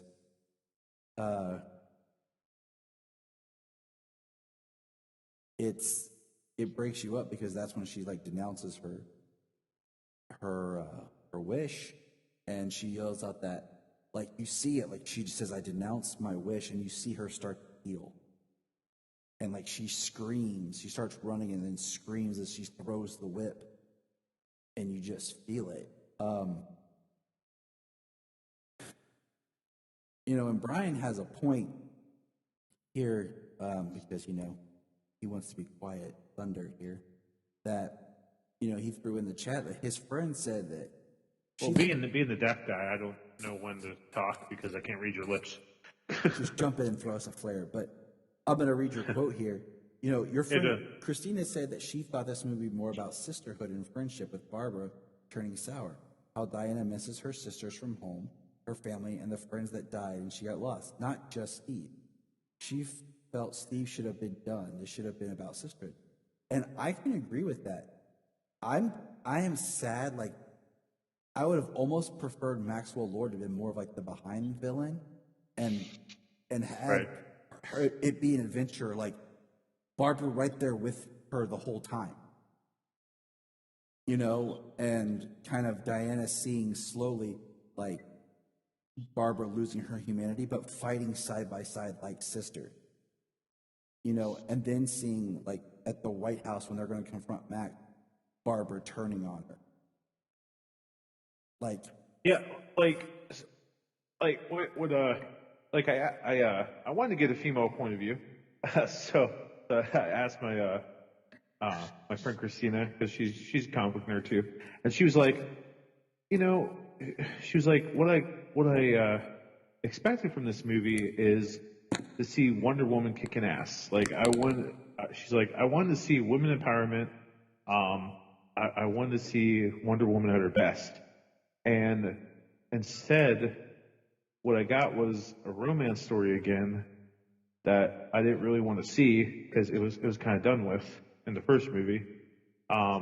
And she said that she would have liked to have seen more of Diana and Barbara kind of build this friendship in the movie, and this jealousy with Barbara thinking that Diana is just so cool and so wonderful, and this jealousy that Diana has for Barbara, and seeing that Barbara kind of can live in the shadows, that she doesn't have to like go out there and kind of save people. Like, she can have a life and get that little bit of sadness that she lost Steve. Like, I understand. But Christina was saying that she would have liked this more to be about how, like, she can't see her mom. She can't see her aunts. She can't see her sisters that she grew up with. She can't go back home. That's all over with. That's all done with. She's had to watch all her friends die and grow old, and here she is, and she has nobody. And now she has this friendship with Barbara, but Barbara, like the friendship with Diana and Barbara being who she is just not good enough. She would like that more, and I just thought that was interesting. No, I agree.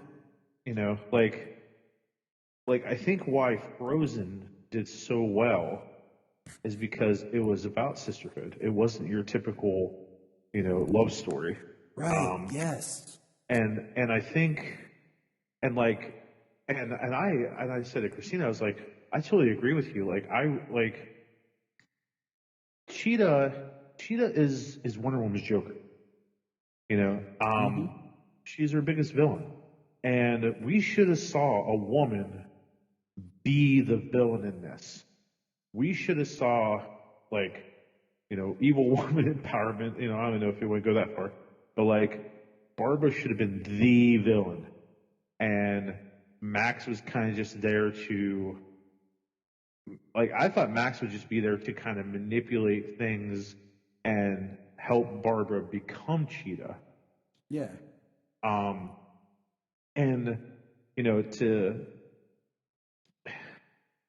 It was just good to hear a female say, I didn't want that love story. I wanted to see a woman kick ass. Yeah. And me, I love Superman too. Of course I love Superman too. I don't know. I kind of would have liked to see Barbara completely whoop Diana's ass and put her almost in the hospital, and Diana being the one like Clark was in Superman 2, he'd be like, all right, I gotta give this up. Well, instead of Steve pulling her aside, I would have liked her to be like, this ain't real. You're not even really Steve. I mean, you're some other dude. In a lot of ways, she knew it. It just was him just telling her for her to accept it. It shows her vulnerability. I get that, but I agree with you. But she needs to be tough. She shouldn't be vulnerable anymore. So the next big controversial thing here is the learning to fly scene. I've seen a lot of people get upset about this. Make my way back home and learn to fly. Hi. First of all, my first thing that stuck out with this, the music changes. The song that it goes to is one of my favorite pieces of music. And it's not even by Hans Zimmer. It was very interesting that it was in this film. By John Murphy, I think, because the first time I heard it was on Sunshine. Okay. So it's very interesting that they used this piece of music for her flying scene. But it works. I mean, I love it, but it just strikes me as odd. It's also in the movie Kick-Ass. If you go back, it's in the scene where Hit Girl breaks in. It's all kind of shot when they're watching the Big Daddy live death. It's in that scene as well. You're such a nerd. But first of all, if you go back to Wonder Woman 1, when she fights Ares, she's basically flying, hovering in the sky. And then she comes down. So they set it up in that movie that she has flight type power. Earlier, when you were talking about the physics of her landings, it starts to show that she has an ability to kind of hover, to hold herself. That gravity changes her movements. So we get here, and if you watch the way she does start flying at first, she goes back to what Steve told her about wind and air. But she uses her whip kind of the way like Thor uses his hammer. She throws the whip, spins it, then pulls herself for propulsion, and it's like she keeps building on it. She's just like learning more and more how to, fly. And she does lasso a cloud. There was no church there. Sorry, James. No, it's the church steeple. There's the church. Yeah, it's the church steeple. As soon as she's running, she hits it off the church steeple, and then she swings up to a plane in the sky. That's the two things she gets off of to go up. She lassos to propel herself up into the sky. First off of the church steeple. I'm watching this clip right now, where she's you gotta learn how to ride the air, how to catch it. I'm telling you, she lassos a cloud. There's no plane in there. When she runs down the street, she lassos the steeple. No, I'm past. And when she's falling, she throws up and gets the plane up in the sky. And then after that, then when she's up there, she's floating. And then what she does is she uses it and spins it like a propeller and throws it forward and uses the air movement, uses it as a propeller to propel herself forward. Yeah, she doesn't lasso the cloud. She throws it and spins it. Okay, it's still spinning. Well, okay, moving on. Yeah. Whatever, Bryan, you're wrong. She doesn't lasso a cloud. A cloud is not a material that you can grab onto. Even in magic. Even with magic. Apparently lightning is, but that's because she's Zeus's child. Yeah, I know. Yeah, I know. I'm just Snyder even said that she flies in his movie, and Wonder Woman having flight was part of his. And I always thought she flew in as soon as she saved Superman, or as soon as she saved Batman from the heat vision. I mean, I thought she came in right from the sky. It makes sense the way she drops in. I feel like it's not something you wanted to reveal in that film, but would have had in Justice League. But we've not seen Justice League. So like I said, I watched that scene just to kind of see, and the way she moves, it works. I mean, it's not really, there's no scene that really like, oh, if she was flying here, it's never really.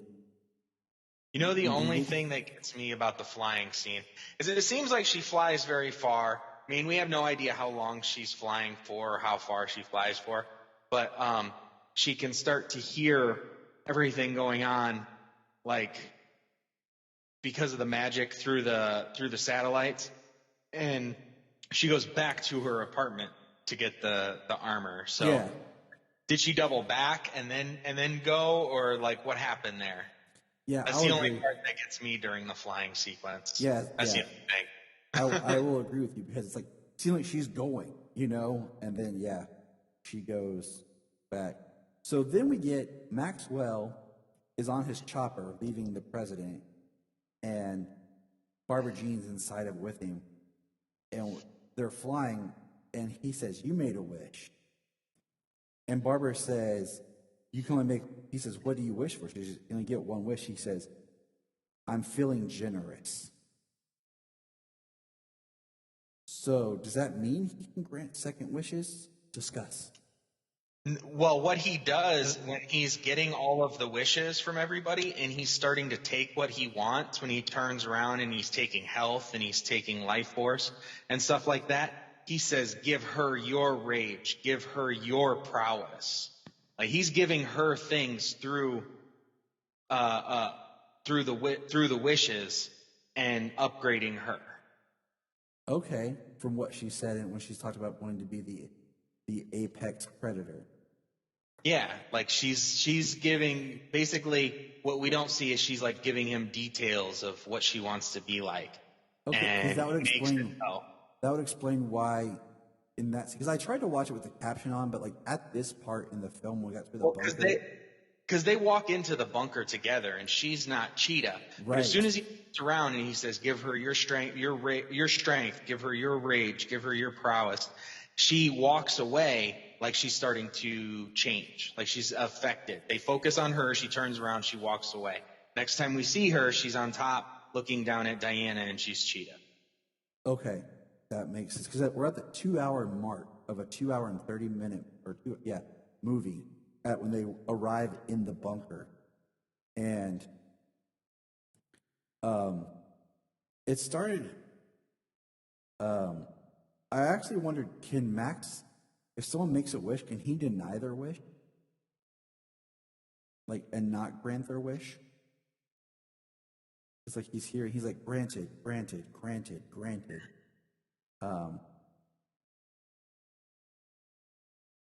But how did you guys feel about the whole like touching people through like this technology? It didn't make sense. Like I like James's explanation about how she became Cheetah.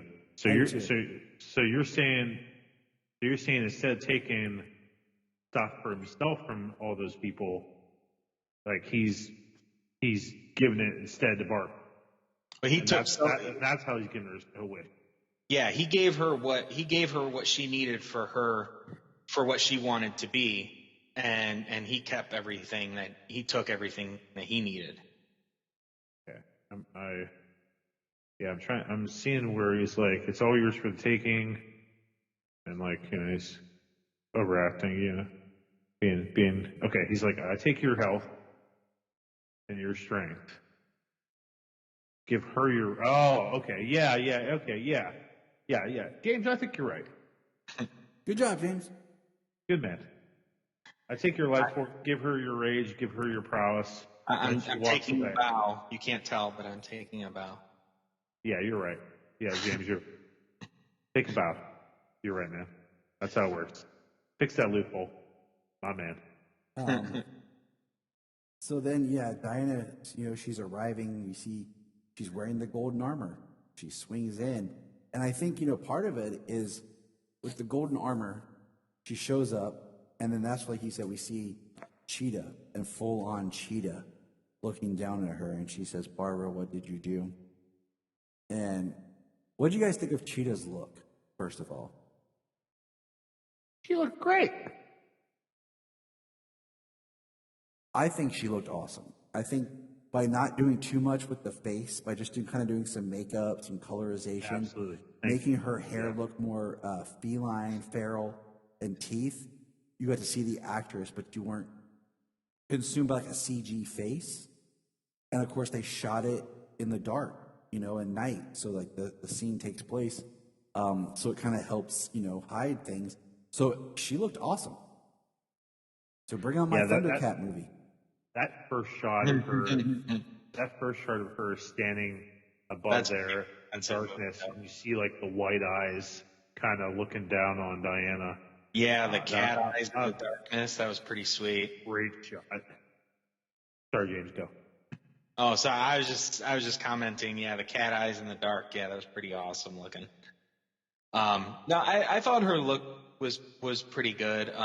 The action jumping around, but being such a formidable villain to Diana, Kristen Wiig she killed it in this movie, but Cheetah got the short end of the stick. Yeah.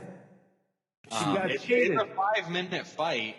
Yep. It's a 5-minute fight here, and Cheetah's really giving it to her. Like, she's fast and she's strong. Her strength and everything. She's able to tear apart the wings here and stuff. But, I think she should be even formidable to Wonder Woman. Yeah, I mean, part of that flashback was showing that all these men were beating and attacking and weren't destroying the suit, but watching her fight Cheetah. Cheetah is ripping the wings apart. It helps emphasize how powerful she is. And then, of course, we got that shot of Diana, like, brushing off, taking the wings off. And then, it's a 5-minute fight. It's awesome. Even more it's fast. It really is fast. It's, and then she electrocutes Barbara. And for a second, the way I thought she had killed Barbara. It's like, and then, because even Solomon was like, she died? And I was like, no. Because when she jumps out, we see Barbara breathing. I told him, I said, look, she's breathing, she's alive. He's like, oh, okay. So I thought that was just interesting. Like, I was like, dang, they went there, but no, they didn't. And then she goes inside, and she can't get close to Max. And she basically beats him with, talking to him, and she uses the lasso on him and kind of speaks about truth and the world and making people see their, because we get the choices that they're making and how it's just chaos. And, Max is like, you'll never get me to renounce my wish. And she's like, I'm not talking to you, I'm talking to them. And you see the shots of... Well, you get to see Max's past. So, like, she's showing him the truth about his past, and then and maybe even everybody else, but she's also showing him the truth of what's happening, like, with his son. Yes. Right then. And that's what changes. And this is where I think Pedro brings it, like, making us care. Like, when we see the past of how his father abused him and how people rejected him and made fun of him, and and then we see, when he first sets up his company, we see, like I said, we see him with dark hair, his natural hair, which shows that he dyes his hair blonde to fit in, to help hide the ethnicity, to help, that's why he adapts, the last name of Lord, changes it. He genuinely wants to be a father. Like, he loves his son. And my first thought was when he made his wish with the Dreamstone, instead of losing his health, and it's, I thought it was going to take his son away. That would have been hardcore. That's what I thought it was going to be, what he loves or wants the most. But it also makes sense his health, because he's always taking his vitamins and supplements. But he didn't love that kid. He didn't love that kid until Diana was like, hey, think about your kid. Think about your horrible childhood. He didn't love that kid. Is it my weekend? He cared more about himself and. But she forced him to see that he was, I think, becoming his father. Like, look what that's when he loved. That's when he loved the kid. He realized, like, he was like, he doesn't want to be that. I still think that there's no resolution there, though. Like Max caused a lot of chaos around the world. Quite a bit of. He started nuclear war. Just right. Luckily, the wishes got. So when people start renouncing their wishes, things disappear. So when Max renounces his wish, he's no longer the Dreamstone. Does that mean the stone reforms in his office? That was my question too. Did the stone reform there? Because then all of a sudden he no longer is the Dreamstone, no longer has his power, and both, like, I kind of wish Barbara Jean had not renounced her wish, but we see that she did. Barbara Ann. Dang it, Tyler. And no, she doesn't renounce her. I mean, she doesn't say it that she renounces her wish. But we see her in human form. She's not Cheetah anymore. Well, does she? I mean, did the stuff that Maxwell give her, did that go when he was no longer the Dreamstone? But see, then that means, in that theory, that means that every wish that he granted should have disappeared. So that's yeah. So then people wouldn't have to renounce their wish because he no longer had that power. What he took and gave, those weren't wishes.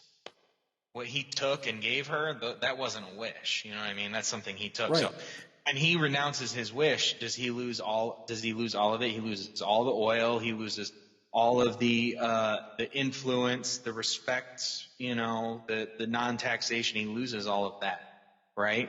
Well, that would be like, wouldn't that also be like when people renounce what they wish, because then they would have got that stuff back? So like when the president Diana renounced her wish, she got her powers back. Exactly. So when the president renounced his wish, he got his influence and his power that Bax took from him. When the guy, I think that would have gone. I think that would have gone back as soon as Maxwell renounced his wish, because everything he took is no longer his. Did that man lose his coffee? Well, I think his coffee was gone a long time ago. There's evidence on both sides. You know what I'm saying? Like, there's just like at the end. I mean, he did renounce his wish. The president renounced his wish. Yeah, and but apparently everybody do, because they all fell for speech. There you go, guys. That's how she can come back. Because Max renouncing his wish gets rid of every wish that he granted, but Barbara never retracted her wish, so she could still have power, those abilities, just minus Cat Lady. Okay, I mean, because we never see any resolution with her, or what happens to Max, or with Max. Yeah. Honestly, I think if Cheetah were to come back, say in the third one, I think she would want to get some kind of power again, and it could even go to a Cheetah God power instead of Barbara's real origin, where she goes and does her archaeology thing, and she finds the just like Juggernaut, you know what I mean? Oh Jesus! Yeah. It was from another culture. It was the another African tribe. Power. Yeah. So we get a great scene between Max and his son when he finds Alistair, and he basically admits to his son, "I'm a loser, and I hope that he says, I love you. I hope you can love me." And Alistair just says, "I love you because you're my dad." That's it. Like, which is great. So how did you guys feel about the reuse and the repurpose of A Beautiful Lie? A Beautiful Lie in a truth speech. Yeah. The music, the music, A Beautiful Lie. Play it during her. That's what I'm saying. What do you think about having that back? Like, I loved it. That's my favorite song, like, track from that album. And like, Max is talking about, we want more. Take it. Why not more? He's selling the beautiful lie. Yeah. And Diana's bringing the truth. And it's interesting that song, I'm listening through the score right now, but that song isn't on there listed as A Beautiful Lie or Beautiful Lie, not it's Beautiful Lie. But I liked it being back because it's a great piece of music. Oh yeah, I mean, I like it. I like the whole correlation. They played it during this whole speech. Yeah, it was really good.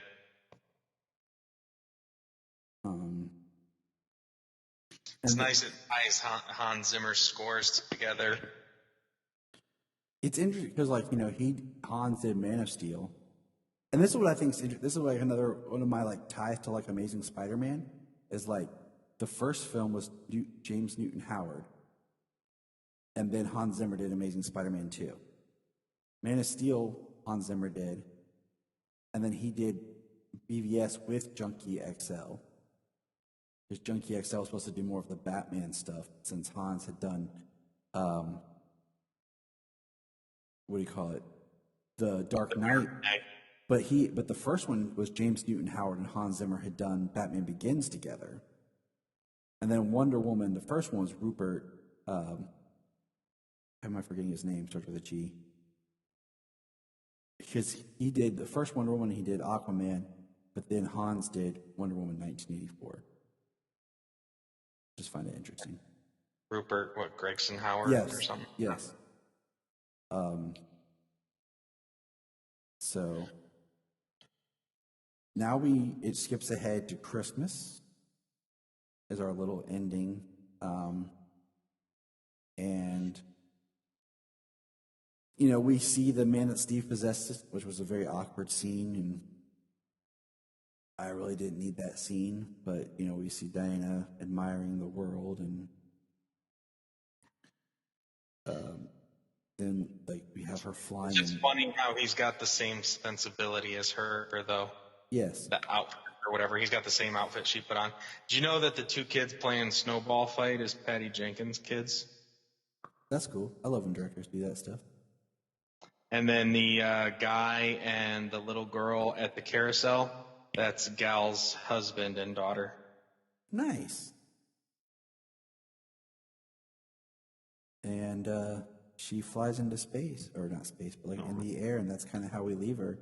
And I mean, if you think about it, okay, let's jump back to Wonder Woman. The way she takes off and kind of is flying through the air at the end of Wonder Woman movie, it's like she's flying because they hold it long enough for you to think she's flying. So once again, they kind of teased and introduced flight in the first Wonder Woman film, but if you weren't paying attention.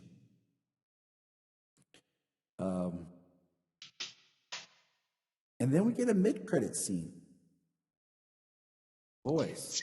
Now, this mid-credit scene, I mean, she literally just turns, delivers a line, and then she winks at the camera. This is complete fan service. People were talking about, Luke being fan service in The Mandalorian. They didn't even say Luke Skywalker. They didn't say his name. He just showed up, gave his little spiel, and then they left. It was all about the parting of father to son, basically, for Mando and Grogu. And, that kind of fit, you know what I mean? Mm-hmm. That 100% fan service. And I still thought it was kind of cool. Well, I mean, she's Asteria. Yeah, that's what made it cool. The fact that she was the greatest Amazonian warrior who wore the golden armor, and the idea that she survived that and she's in the world somewhere. And her outfit kind of parries what Gal was wearing in her final scene. Well, she's got the same golden bracelet that Gal has when she's hugging Steve. You can see it when she puts her arm up and catches the beam. Yeah, she's wearing her bracelets from the old show. And if everyone's like, what? It's Linda Carter who played Asteria. I loved it. It was fan service. It also makes it cool that there's kind of she's out there in the world too, so is Wonder Woman. Yeah. It's really cool that she is an ancestral Amazon character, Yep. That she's not just some kind of random.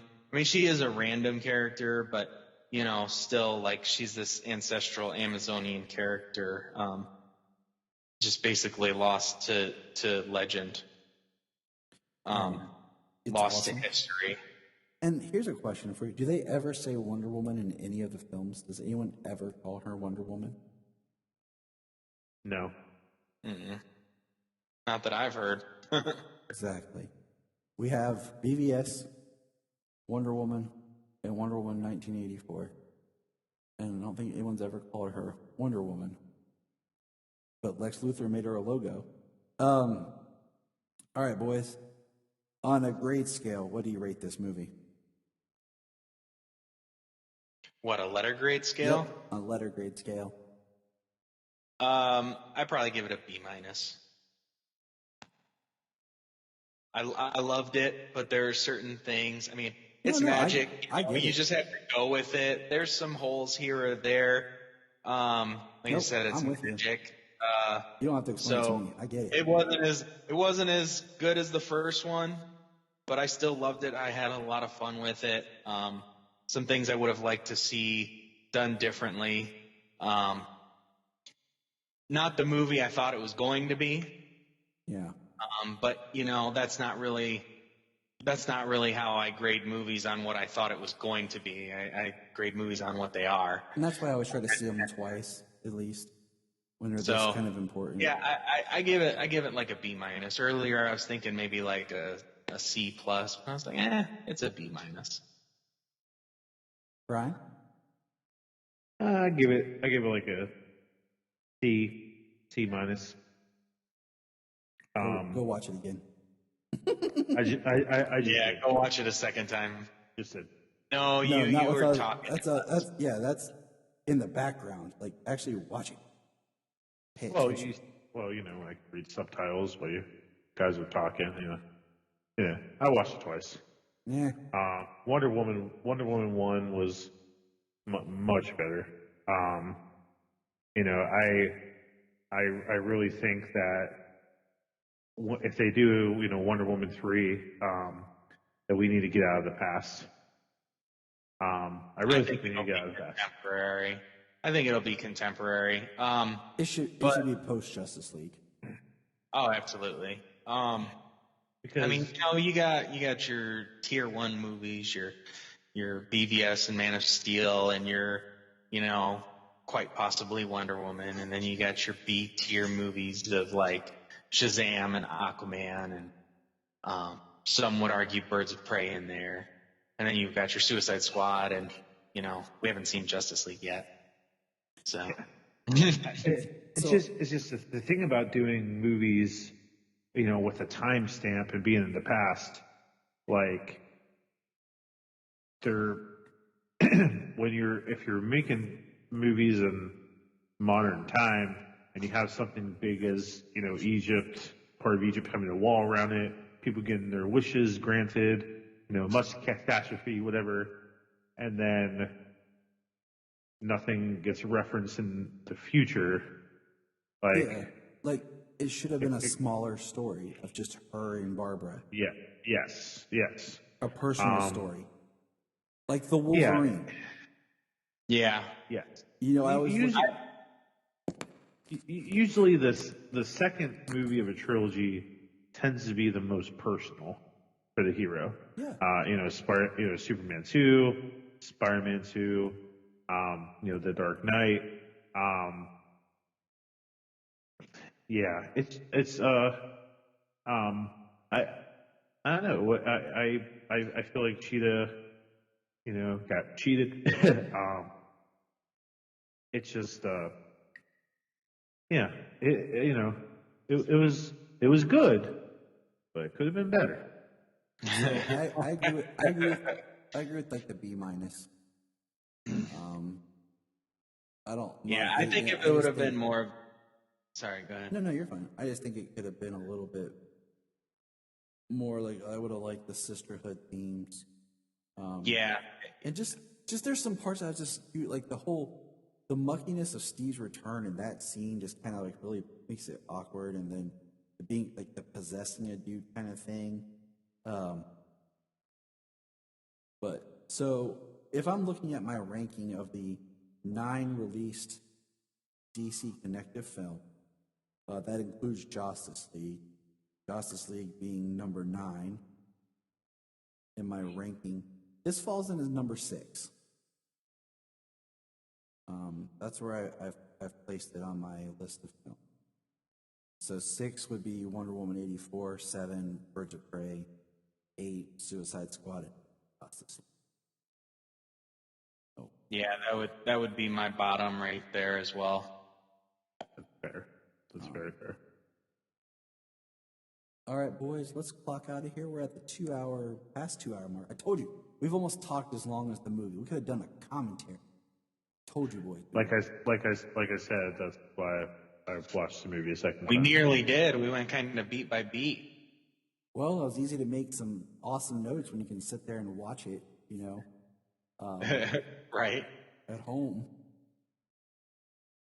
Yeah, I can't wait to go tomorrow to go see it in the theaters, though. That's going to be really cool. And then James' message is like, boys, I've changed my mind.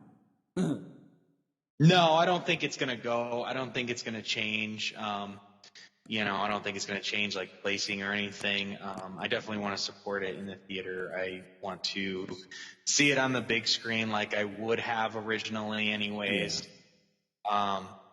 I'm kind of bummed that they didn't do like anything like when you played it at home, like it had trailers for like, I was hoping that maybe we would get the trailer for like Mortal Kombat or some of the other like movies on the Warner Brothers slate. Like, and make it a little bit bigger of a deal when you watched it at home, like it played trailers. I would have liked that, but Yeah. Just remember. Well, it didn't do too bad this weekend, considering all things considering. 85 million worldwide, I think. Yeah, it was like 16 something domestic. And New York and California still aren't open all the way, are they? No, I don't believe so. So the two Michigan, biggest markets. The two biggest markets for theaters aren't even open. So we will we'll see.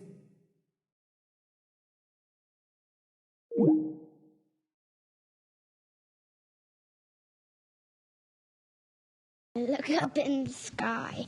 Look up in the sky. Look at